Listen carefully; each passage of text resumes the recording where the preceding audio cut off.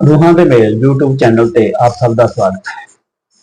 अज असीं खाड़कू लहर के अखीरले दिनां विच खालसा पंथ की रिवायत ਅਤੇ जुझारूआं की असल प्रेरणा शक्ति ਨੂੰ नवीं पीढ़ी के नौजवानों तक पहुँचाउण लई यतनशील रहे भाई सुरिंदरपाल ठरुआ की 14वीं बरसी ਨੂੰ समर्पित पिंड ठरुआ के गुरुद्वारा ਸਾਹਿਬ ਵਿੱਚ सिख संगतां ते परिवार के सहयोग नाल करवाया गुरमत समागम आप दी नज़र कर रहे हाँ। जिक्रयोग है कि भाई ठरुआ खाड़कू लहर की विरासत ਨੂੰ संभालण के मोहरियां विचों एक जाने जाते सन। उन्होंने जेल की रिहाई तो बाद हुकूमत के डर की परवाह न करदियां शहीद सिंघां के परिवारों की संभाल की ਅਤੇ जेलों में बंद बंदी सिंघां की एक सूची तैयार की। इस दौरान डॉक्टर कवलजीत सिंह खंडूर साहब ने कहा है कि भाई साहब का संघर्ष धरातल के थले पसरियां जड़ां की तरह है जो पहली नज़रे देखा नहीं जा सकता। पेश है हुण समागम की रिपोर्ट। मरण की चिंता नहीं,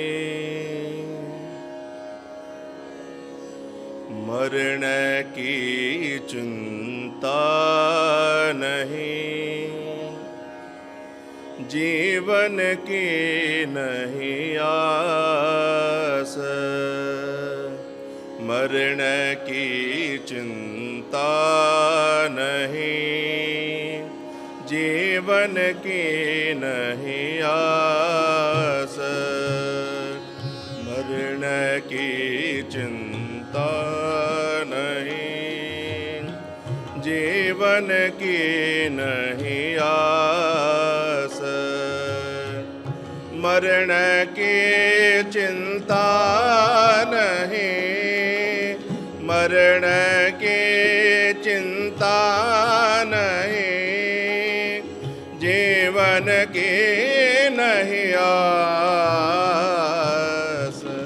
मरण की चिंता नहीं, जीवन की नहीं आस, मरण की चिंता नहीं, जीवन की नहीं आस।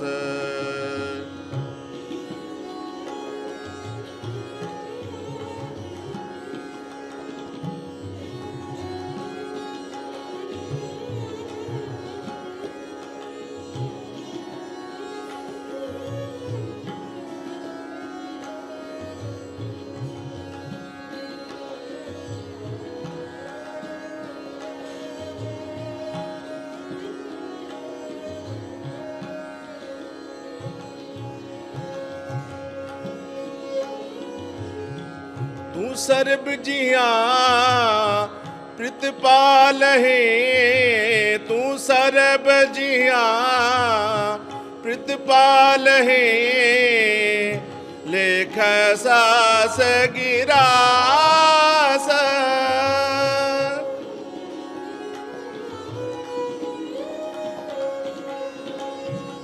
लेख सास गिरास, अंतर गुरमुख तू बसै,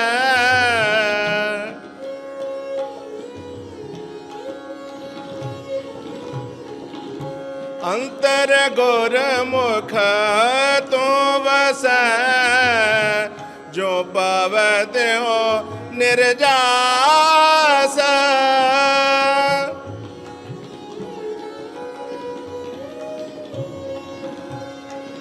जो पावै त्यों निर्जास, जो पावै त्यों निर्जास, मरण की चिंता नहीं, जीवन की नहीं आस, मरण की चिंता नहीं, जीवन की नहीं आस,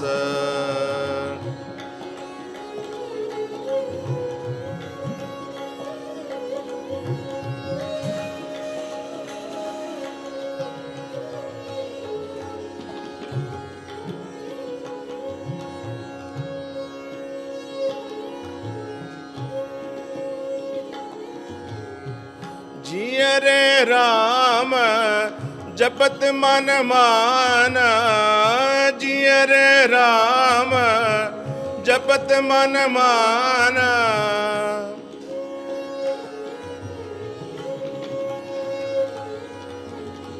अंतर लागे जल बोझे, अंतर लागे जल बोझे, पाया गुरमुख ज्ञान।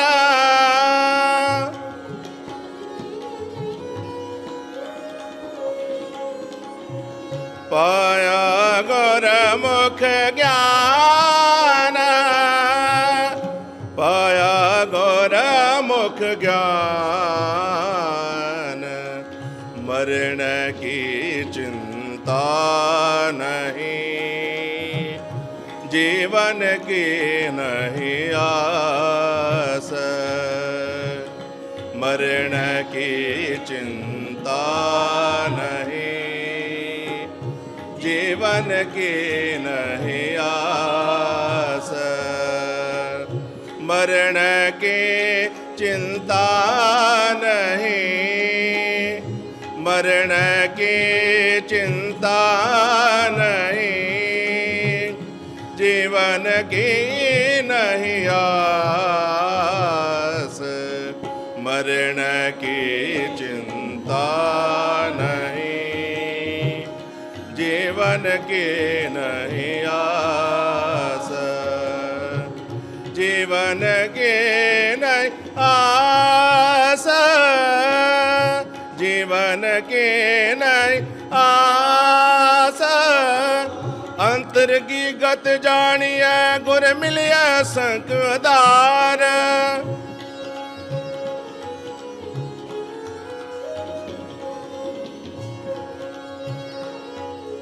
माया जित कर जानिए तित सिविया मार मर मार।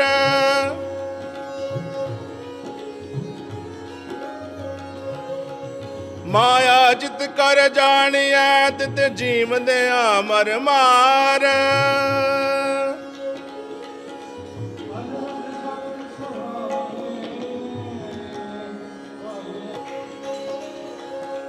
जय देखा तैरवर शिव शक्ति का मेल।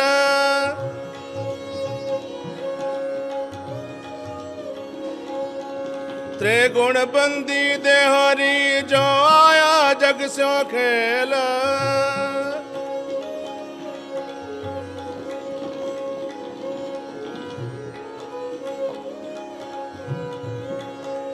विजोगी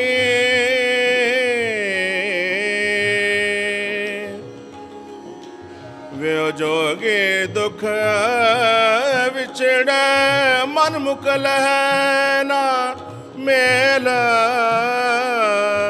मन मुकल है ना मेल।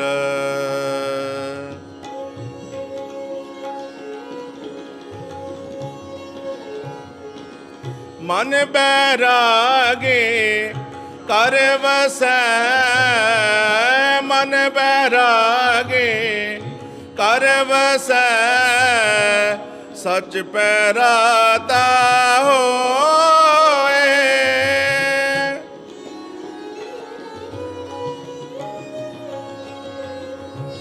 सच पैराता होए। ज्ञान महारस भोगवै, ज्ञान महारस भोगवै, बड़ भूख ना होए।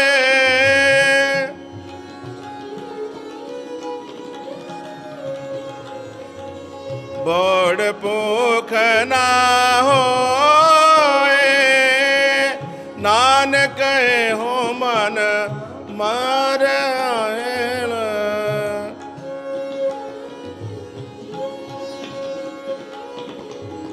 नानक हो मन मार मेल। पी फिर दुख ना होए, पी फिर दुख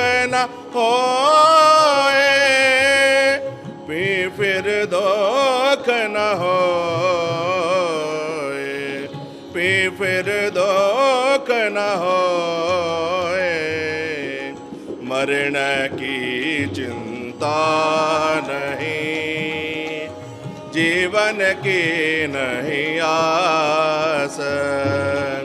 मरण की चिंता नहीं, जीवन की नहीं आस।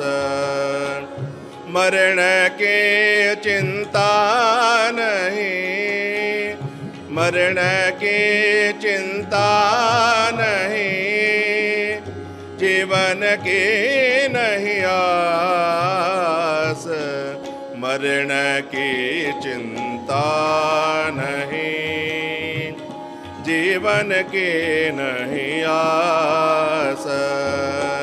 मरण की चिंता नहीं, जीवन की नहीं आस।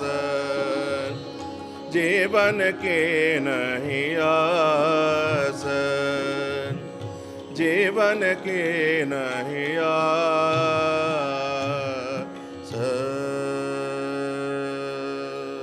गुरु प्यारे खालसा पंथ जीओ, फतेह दी साझ पाइए।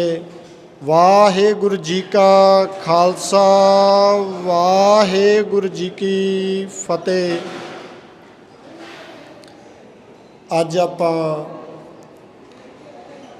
ਖਾਲਸਾ ਪੰਥ ਦੇ ਅਣਥੱਕ ਯੋਧੇ ਭਾਈ ਸੁਰਿੰਦਰਪਾਲ ਸਿੰਘ ਠਰੂਵੇ ਹੋਣਾ ਨੇ ਉਸ ਵੇਲੇ ਇਹ ਸਾਰਾ ਕਾਰਜ ਆਪਣੇ ਸਿਰ 'ਤੇ ਲਿਆ, ਆਰੰਭਿਆ ਜਦੋਂ ਖਾੜਕੂ ਸੰਘਰਸ਼ ਦੀ ਲਹਿਰ ਆਪਣੀਆਂ ਚਰਮ ਸੀਮਾ ਨੂੰ ਛੋਹ ਕੇ ਸਿੱਖ ਜੂਝਦੇ ਸ਼ਹੀਦ ਹੋ ਰਹੇ ਸੀ। ਉਸ ਵੇਲੇ ਵੀ ਉਹਨਾਂ ਨੇ ਖਾੜਕੂ ਲਹਿਰ ਦੀਆਂ ਮੂਰਲੀਆਂ ਸਫਾਂ ਦੇ ਵਿੱਚ ਕੰਮ ਕੀਤਾ। ਉਸ ਤੋਂ ਬਾਅਦ ਜੇਲ੍ਹ ਦੇ ਵਿੱਚ ਨਜ਼ਰਬੰਦ ਹੋਏ। ਉਸ ਤੋਂ ਬਾਅਦ ਜਦੋਂ ਖਾੜਕੂ ਲਹਿਰ ਬਿਲਕੁਲ ਸਮਾਪਤ ਹੋ ਗਈ 1995-96 ਦੇ ਕਰੀਬ ਉਹ ਜੇਲ੍ਹ 'ਚੋਂ ਰਿਹਾ ਹੋ ਕੇ ਆਉਂਦੇ ਨੇ ਤਾਂ ਉਹਨਾਂ ਦੇ ਸਿਰ ਉਹਨਾਂ ਨੇ ਆਪਣੇ ਜ਼ਿੰਮੇਵਾਰੀ ਸਮਝਦੇ ਹੋਏ ਬਹੁਤ ਸਾਰੇ ਕਾਰਜ ਕੀਤੇ। ਉਹਨਾਂ ਕਾਰਜਾਂ ਦੀ ਪ੍ਰਥਾਏ ਅੱਜ ਆਪਾਂ ਉਹਨਾਂ ਦਾ ਇਹ ਸਾਲਾਨਾ ਸਮਾਗਮ ਲਗਾਤਾਰ ਹਰ ਸਾਲ ਮਨਾ ਰਹੇ। ਉਹਨਾਂ ਨੇ ਜਿਹੜੇ ਕਾਰਜ ਕੀਤੇ ਉਹ ਅੱਜ ਵੀ ਉਹਨਾਂ ਦੀ ਅਹਿਮੀਅਤ ਜਾਂ ਜਿਹੜੇ ਕਾਰਜ ਉਹਨਾਂ ਨੇ ਆਰੰਭੇ ਉਹਨਾਂ ਦੀ ਅਹਿਮੀਅਤ ਅੱਜ ਵੀ ਉਸ ਵੇਲੇ ਤੋਂ ਦੁੱਗਣੀ ਚੁਗਣੀ ਹੋਈ ਅਤੇ ਉਹ ਲਗਾਤਾਰ ਕਾਰਜ ਚੱਲ ਰਹੇ ਨੇ। ਉਹਨਾਂ 'ਚੋਂ ਸਭ ਤੋਂ ਪਹਿਲਾ ਕਾਰਜ ਜਿਹੜਾ ਉਸ ਵੇਲੇ ਉਹਨਾਂ ਨੇ ਆਰੰਭਿਆ ਜਦੋਂ ਜਿਹੜੇ ਸਿੰਘ ਜੇਲ੍ਹਾਂ ਵਿੱਚ ਨਜ਼ਰਬੰਦ ਨੇ ਉਹਨਾਂ ਦੇ ਨਾਲ ਰਾਬਤਾ ਕਾਇਮ ਕੀਤਾ। ਪੰਜਾਬ ਤੋਂ ਦੂਰ ਦਰਾਡੇ ਬਾਹਰ ਜਿਹੜੇ ਸਿੰਘ ਜੇਲ੍ਹਾਂ ਦੇ ਵਿੱਚ ਨਜ਼ਰਬੰਦ ਸੀ ਉਹਨਾਂ ਦੇ ਨਾਲ ਰਾਬਤਾ ਕਾਇਮ ਕੀਤਾ, ਉਹਨਾਂ ਦੀਆਂ ਮੁਲਾਕਾਤਾਂ ਕੀਤੀਆਂ। ਤਾਂ ਲਗਾਤਾਰ ਉਹਨਾਂ ਦੇ ਨਾਲ ਰਾਬਤਾ ਕਾਇਮ ਕਰਕੇ ਉਹਨਾਂ ਦੀ ਇੱਕ ਸੂਚੀ ਜਾਰੀ ਕੀਤੀ। ਉਸ ਤੋਂ ਬਾਅਦ ਸ਼ਹੀਦ ਹੋਏ ਸਿੰਘਾਂ ਨੂੰ ਅਤੇ ਜੇਲ੍ਹਾਂ ਵਿੱਚ ਨਜ਼ਰਬੰਦ ਸਿੰਘਾਂ ਦੇ ਪਰਿਵਾਰਾਂ ਦੇ ਨਾਲ ਜਦੋਂ ਸਰਕਾਰ ਅੰਤਾਂ ਦਾ ਜ਼ੁਲਮ ਕਰ ਰਹੀ ਸੀ ਅਤੇ ਸਕੇ ਸੰਬੰਧੀ ਪਰਿਵਾਰਾਂ ਨੂੰ ਛੱਡ ਕੇ ਜਾ ਰਹੇ ਸੀ ਅਤੇ ਭਾਈ ਸੁਰਿੰਦਰਪਾਲ ਸਿੰਘ ਠਰੂਵੇ ਹੋਣਾ ਨੇ ਉਹਨਾਂ ਸਾਰਿਆਂ ਨੂੰ ਆਪਣੇ ਕਲਾਵੇ ਦੇ ਵਿੱਚ ਲਿਆ ਅਤੇ ਪੰਥ ਦੇ ਅਗਲੇ ਕਾਰਜ ਵਾਸਤੇ ਉਹਨਾਂ ਦੀ ਹੌਸਲਾ ਅਫਜ਼ਾਈ ਕੀਤੀ ਅਤੇ ਉਹਨਾਂ ਨੂੰ ਤੋਰਿਆ। ਉਸ ਤੋਂ ਬਾਅਦ ਭਾਈ ਸੁਰਿੰਦਰਪਾਲ ਸਿੰਘ ਠਰੂਵੇ ਹੋਣਾ ਨੇ ਭਾਈ ਦਵਿੰਦਰਪਾਲ ਸਿੰਘ ਭੁੱਲਰ ਹੋਣਾ ਦੀ ਫਾਂਸੀ ਨੂੰ ਰੁਕਵਾਉਣ ਵਾਸਤੇ ਦੇਸ਼ ਵਿਦੇਸ਼ ਵਿੱਚ ਜਿੱਥੇ ਵੀ ਗੁਰੂ ਖਾਲਸਾ ਪੰਥ ਦੀਆਂ ਸੇਵਾ ਕਰਦੀਆਂ ਸ਼ਖਸੀਅਤਾਂ ਵਿਚਰ ਰਹੀਆਂ, ਸੰਸਥਾਵਾਂ ਵਿਚਰ ਰਹੀਆਂ ਸੀ, ਉਹਨਾਂ ਨੂੰ ਲਾਮਬੰਦ ਕੀਤਾ ਤਾਂ ਉਹਨਾਂ ਦੀ ਉਹ ਫਾਂਸੀ ਰੁਕਵਾਈ। ਉਸ ਤੋਂ ਨਾਲ ਬਾਅਦ ਉਹਨਾਂ ਨੇ ਲਗਾਤਾਰ ਰਾਬਤਾ ਕਾਇਮ ਕਰਕੇ ਇੱਕ ਸਿੱਖ ਸ਼ਹਾਦਤ ਮੈਗਜ਼ੀਨ ਸ਼ੁਰੂ ਕੀਤਾ ਜਿਹੜਾ ਉਸ ਵੇਲੇ ਜਦੋਂ ਖਾੜਕੂ ਮੂਵਮੈਂਟ ਬਿਲਕੁਲ ਆਪਣੀ ਸਮਾਪਤ ਹੋ ਚੁੱਕੀ ਸੀ ਅਤੇ ਦਿੱਲੀ ਦਾ ਤਖਤ ਇੱਕ ਬਰਤਾਂਤ ਖਾੜਕੂ ਲਹਿਰ ਦੇ ਵਿਰੁੱਧ ਸਿਰਜਣਾ ਸ਼ੁਰੂ ਕਰ ਚੁੱਕਿਆ ਸੀ ਤਾਂ ਉਸ ਵਰਤਾਂਤ ਨੂੰ ਠੱਲ ਪਾਉਣ ਵਾਸਤੇ ਭਾਈ ਸੁਰਿੰਦਰਪਾਲ ਸਿੰਘ ਹੁਣਾਂ ਨੇ ਸ਼ਬਦ ਦੀ ਅਹਿਮੀਅਤ ਨੂੰ ਸਮਝਿਆ ਤਾਂ ਸਿੱਖ ਸ਼ਹਾਦਤ ਰਸਾਲਾ ਸ਼ੁਰੂ ਕੀਤਾ। ਉਸ ਤੋਂ ਅਗਲਾ ਕਾਰਜ ਉਹਨਾਂ ਨੇ ਇਹ ਆਰੰਭਣ ਤੋਂ ਬਾਅਦ ਸਿੱਖ ਸਟੂਡੈਂਟ ਫੈਡਰੇਸ਼ਨ ਨੂੰ ਦੁਬਾਰਾ ਪੁਨਰ ਸਰਜੀਤ ਕਰਨ ਵਾਸਤੇ ਇੱਕ ਕਾਰਜ ਆਰੰਭਿਆ, ਜਿਹਦੇ 'ਚੋਂ ਬਹੁਤ ਸਾਰੀਆਂ ਮੌਤਵਾਰ ਸ਼ਖਸੀਅਤਾਂ ਅੱਜ ਇਸ ਸਮਾਗਮ ਦੇ ਵਿੱਚ ਹਾਜ਼ਰ ਨੇ, ਜਿਨ੍ਹਾਂ 'ਚੋਂ ਡਾਕਟਰ ਸੇਵਕ ਸਿੰਘ ਹੁਣੀ, ਪਰਮਜੀਤ ਸਿੰਘ ਗਾਜੀ ਹੁਣੀ, ਸਰਦਾਰ ਮੱਖਣ ਸਿੰਘ ਗੰਡੂਆ। ਇਹ ਸਾਰੀਆਂ ਉਹ ਸ਼ਖਸੀਅਤਾਂ ਨੇ ਜਿਨ੍ਹਾਂ ਨੇ ਭਾਜੀ ਸੁਰਿੰਦਰਪਾਲ ਸਿੰਘ ਥਰੂਆ ਹੋਣਾ ਦੀ ਰਹਿਨੁਮਾਈ ਦੇ ਹੇਠ ਸਿੱਖ ਸਟੂਡੈਂਟ ਫੈਡਰੇਸ਼ਨ ਦਾ ਕਾਰਜ ਸੀ ਆਰੰਭਿਆ। ਭਾਈ ਸੁਰਿੰਦਰਪਾਲ ਸਿੰਘ ਹੁਣੀ ਲਗਾਤਾਰ ਗੁਰੂ ਖਾਲਸਾ ਪੰਥ ਦੀਆਂ ਸ਼ਖਸੀਅਤਾਂ ਨੂੰ ਵੱਖ-ਵੱਖ ਤਰੀਕੇ ਦੇ ਨਾਲ ਮਿਲਦੇ ਰਹੇ। ਹੁਣ ਵੀ ਜਦੋਂ ਸਿੱਖ ਸ਼ਹਾਦਤ ਦੁਬਾਰਾ ਕਿਸਾਨੀ ਸੰਘਰਸ਼ ਸ਼ੁਰੂ ਹੋਇਆ ਤਾਂ ਉਹਦੇ ਤੋਂ ਦੁਬਾਰਾ ਸਿੱਖ ਸ਼ਹਾਦਤ ਰਸਾਲਾ ਛਪਣਾ ਆਰੰਭਿਆ, ਤਾਂ ਉਹਦੀ ਜ਼ਿੰਮੇਵਾਰੀ ਡਾਕਟਰ ਕਵਲਜੀਤ ਸਿੰਘ ਹੁਣਾਂ ਦੇ ਮੁੱਖ ਸੰਪਾਦਕ ਵਜੋਂ ਸਾਂਭੀ ਅਤੇ ਅੱਜ ਉਹ ਆਪਣੇ ਵਿੱਚ ਹਾਜ਼ਰ ਨੇ।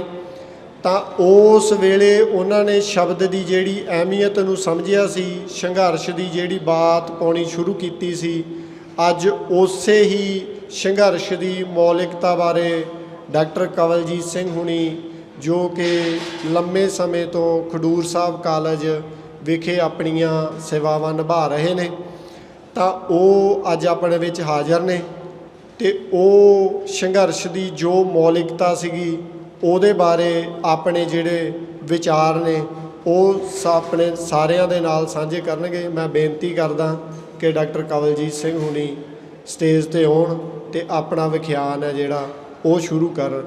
ਅਤੇ ਇਸ ਤੋਂ ਬਾਅਦ ਇਹਨਾਂ ਦੇ ਵਿਖਿਆਨ ਤੋਂ ਬਾਅਦ ਇੱਕ ਇਸ ਇਲਾਕੇ ਦੀਆਂ ਬਹੁਤ ਸਾਰੀਆਂ ਸ਼ਖਸੀਅਤਾਂ ਹੋਈਆਂ ਜਿਨ੍ਹਾਂ ਸਿੱਖ ਸੰਘਰਸ਼ ਦੇ ਵਿੱਚ ਯੋਗਦਾਨ ਪਾਇਆ, ਅਤੇ ਉਹ ਵਿਵੇਕਗੜ ਪ੍ਰਕਾਸ਼ਨ ਵੱਲੋਂ ਇੱਕ ਕਿਤਾਬ ਬੀਤੇ ਦਿਨੀ ਭਾਈ ਪਰਮਜੀਤ ਸਿੰਘ ਪੰਜਵੜ ਹੋਣਾ ਦੀ ਬਰਸੀ 'ਤੇ ਜਾਰੀ ਹੋਈ ਕੋਰਨਾਮਾ, ਉਹਦੇ 'ਚ ਉਹਨਾਂ ਦਾ ਜ਼ਿਕਰ ਹੈ, ਉਹਨਾਂ ਨੂੰ ਸਨਮਾਨਿਤ ਵੀ ਕੀਤਾ ਜਾਵੇਗਾ।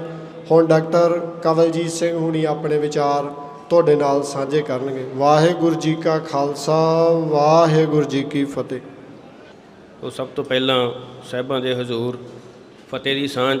ਵਾਹਿਗੁਰੂ ਜੀ ਕਾ ਖਾਲਸਾ, ਵਾਹਿਗੁਰੂ ਜੀ ਕੀ ਫਤਿਹ। ਭਾਈ ਸੁਰਿੰਦਰਪਾਲ ਸਿੰਘ ਜੀ ਇੱਕ ਵੱਡੀ ਸੰਸਥਾ ਵਾਂਗੂ ਵਿਚਰੇ ਅਤੇ ਉਹਨਾਂ ਨੇ ਬਹੁਤ ਸਾਰੇ ਕੰਮ ਕੀਤੇ। ਜਿਹੜਾ ਉਹਨਾਂ ਦੇ ਉਦਮ ਦਾ ਕਾਰਜ ਖੇਤਰ ਸੀ, ਉਹਦੇ ਵਿੱਚ ਇੱਕ ਇਹ ਵੀ ਗੱਲ ਸ਼ਾਮਿਲ ਸੀ ਕਿ ਜੋ ਇਹ ਸੰਘਰਸ਼ ਲੜਿਆ ਗਿਆ, ਇਸ ਦੀ ਮੌਲਿਕਤਾ ਨੂੰ ਬਚਾਇਆ ਜਾਵੇ, ਇਸ ਦੀ ਮੌਲਿਕਤਾ ਨੂੰ ਸਾਂਭਿਆ ਜਾਵੇ ਅਤੇ ਇਸ ਦੀ ਮੌਲਿਕਤਾ ਨੂੰ ਅੱਗੇ ਅਗਲੀਆਂ ਪੀੜ੍ਹੀਆਂ ਤੱਕ ਪਹੁੰਚਾਇਆ ਜਾਵੇ, ਜਿਸ ਦੇ ਲਈ ਉਹਨਾਂ ਨੇ ਸੰਸਥਾਗਤ ਰੂਪ ਵਿੱਚ ਪ੍ਰਬੰਧ ਵੀ ਕੀਤੇ, ਜਿਸ ਦੀ ਬਾਤ ਸਰਦਾਰ ਰਣਜੀਤ ਸਿੰਘ ਜੀ ਸਾਡੇ ਨਾਲ ਪਾ ਰਹੇ ਸਨ। ਜਦੋਂ ਆਪਾਂ ਸਿੱਖ ਸੰਘਰਸ਼ ਦੀ ਮੌਲਿਕਤਾ ਬਾਰੇ ਗੱਲ ਕਰਦੇ ਹਾਂ ਤਾਂ ਇਸ ਸੰਘਰਸ਼ ਦੀ ਮੌਲਿਕਤਾ ਦੁਨੀਆ ਵਿੱਚ ਚੱਲੇ ਹੋਰ ਸੰਘਰਸ਼ਾਂ ਦੇ ਸਨਮੁਖ ਰੱਖ ਕੇ ਵੀ ਵੇਖਣੀ ਪੈਂਦੀ ਹੈ। ਇਸ ਸੰਘਰਸ਼ ਦੀ ਮੌਲਿਕਤਾ ਇਸ ਕਰਕੇ ਹੈ ਕਿ ਇਹਦੀ ਟੇਕ ਅਤੇ ਇਹਦੀ ਓਟ ਉਹਨਾਂ ਹੋਰ ਦੂਸਰੇ ਸੰਘਰਸ਼ਾਂ ਵਾਂਗ ਨਹੀਂ ਸੀ। ਟੇਕ ਸਾਨੂੰ ਮਹਾਰਾਜ ਨੇ ਬਖਸ਼ੀ ਹੈ, ਟੇਕ ਸੱਚ ਦੀ ਹੈ, ਟੇਕ ਨਾਮ ਦੀ ਹੈ, ਓਟ ਸੰਗਤ ਦੀ ਹੈ, ਓਟ ਬਾਣੀ ਦੀ ਹੈ। ਆਪਾਂ ਸਾਰੇ ਸਿੱਖ ਸੱਜਣ ਇੱਥੇ ਜੁੜ ਬੈਠੇ ਹਾਂ ਤਾਂ ਬਾਣੀ ਦੇ ਵਿੱਚ ਕਿਤਨੀਆਂ ਪੰਕਤੀਆਂ ਆਉਂਦੀਆਂ ਹਨ ਜਿਸ ਵਿੱਚ ਨਾਮ ਦੀ ਟੇਕ ਦਾ ਵਰਣਨ ਹੈ। ਟੇਕ ਸਾਡੀ ਨਾਮ ਦੀ ਹੈ। ਗੁਰ ਸੰਗਤ ਬਾਣੀ ਬਿਨਾ ਦੂਜੀ ਓਟ ਨਹੀਂ ਹੈ। ਦੁਨੀਆ ਵਿੱਚ ਚੱਲ ਰਹੇ ਦੂਸਰੇ ਸੰਘਰਸ਼ਾਂ ਦੀ ਟੇਕ ਜਾਂ ਉਹਨਾਂ ਦੀ ਓਟ ਕਈ ਵਾਰ ਕਿਸੇ ਹੋਰ ਮੁਲਕ ਦੀ ਸਹਾਇਤਾ ਨਾਲ ਹਥਿਆਰਾਂ ਦੇ ਉੱਤੇ ਟੇਕ ਰੱਖ ਕੇ, ਮਾਇਆ ਦੇ ਸਾਧਨਾਂ ਉੱਤੇ ਟੇਕ ਰੱਖ ਕੇ, ਗਿਆਨ ਦੇ ਉੱਤੇ ਟੇਕ ਰੱਖ ਕੇ, ਵਿਦਵਾਨਾਂ ਦੇ ਉੱਤੇ ਟੇਕ ਰੱਖ ਕੇ, ਰਾਜਸੀ ਲੋਕਾਂ ਉੱਤੇ ਟੇਕ ਰੱਖ ਕੇ ਉਹ ਸੰਘਰਸ਼ ਲੜੇ ਜਾਂਦੇ ਨੇ। ਪਰ ਇਹ ਸੰਘਰਸ਼ ਨਿਰੋਲ ਵੱਖਰੇ ਤਰੀਕੇ ਨਾਲ ਲੜਿਆ ਗਿਆ। ਉਹਨਾਂ ਪੈਂਤਣੀਆਂ 'ਤੇ, ਉਹਨਾਂ ਲੀਹਾਂ 'ਤੇ ਜੋ ਗੁਰੂ ਨੇ ਸਾਡੇ ਲਈ ਸਾਜੀਆਂ ਸਨ। ਇਹ ਇਸ ਸੰਘਰਸ਼ ਦੀ ਮੌਲਿਕਤਾ ਦਾ ਪਹਿਲਾ ਨੁਕਤਾ ਹੈ। ਇਸ ਦੀ ਟੇਕ ਹੋਰ ਹੈ, ਇਸ ਦੀ ਓਟ ਹੋਰ ਹੈ। ਇਸ ਦੀ ਮੌਲਿਕਤਾ ਦਾ ਦੂਸਰਾ ਨੁਕਤਾ ਜੇ ਆਪਾਂ ਵਿਚਾਰਨਾ ਹੋਵੇ ਤਾਂ ਉਹ ਇਹ ਹੈ ਕਿ ਨਾ ਹੀ ਇਹ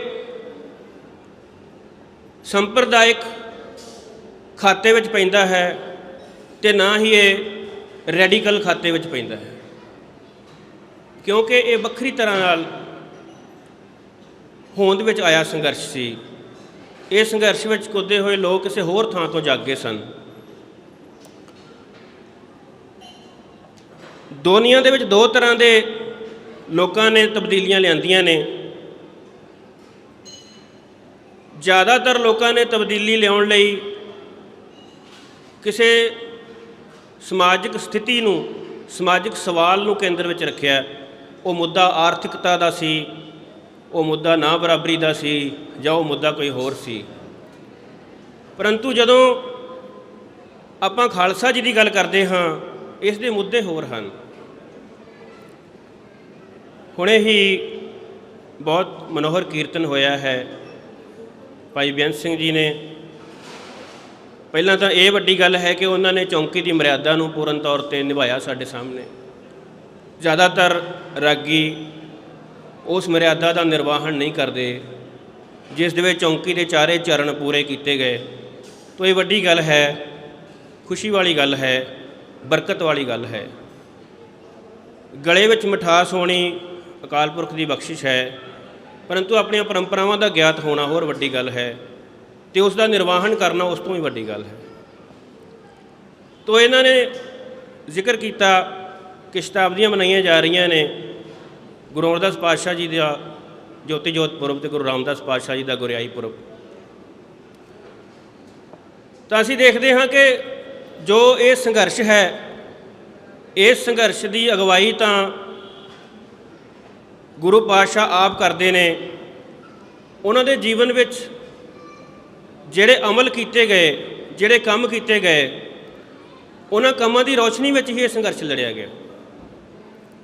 ਗੁਰੂ ਅਮਰਦਾਸ ਪਾਤਸ਼ਾਹ ਜੀ ਨੇ ਜਿਸ ਤਰ੍ਹਾਂ ਦੇ ਕਾਰਜ ਕੀਤੇ ਹਨ, ਉਹ ਰੂਹਾਨੀ ਮਹੱਤਤਾ ਵਾਲੇ ਹਨ। ਬਾਉਲੀ ਲਗਵਾਈ ਗਈ ਹੈ। ਜਲ ਤਾਂ ਦਰਿਆ ਦੇ ਵਿੱਚ ਬਹੁਤ ਹੈ, ਅਮੂਕ ਦਲ ਹੈ, ਜਲ ਤੁਰਿਆ ਆ ਰਿਹਾ ਹੈ। ਬਾਉਲੀ ਦਾ ਕੀ ਮਹੱਤਵ ਸੀ? ਬਾਉਲੀ ਦੇ ਵਿੱਚ 84 ਪੌੜੀਆਂ ਰੱਖੀਆਂ ਗਈਆਂ।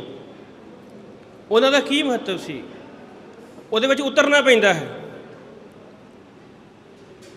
ਰਵਾਇਤ ਇਹ ਹੈ ਕਿ ਉਹ 84 ਲੱਖ ਜੂਨ ਨੂੰ ਰਿਪਰੈਜ਼ੈਂਟ ਕਰਦੇ ਹਨ, ਅਤੇ ਉਹਨਾਂ ਪੌੜੀਆਂ ਤੋਂ ਉਤਰਦੇ ਹੋਏ ਅਸੀਂ ਜਾਂਦੇ ਕਿੱਥੋਂ ਤੱਕ ਹਾਂ?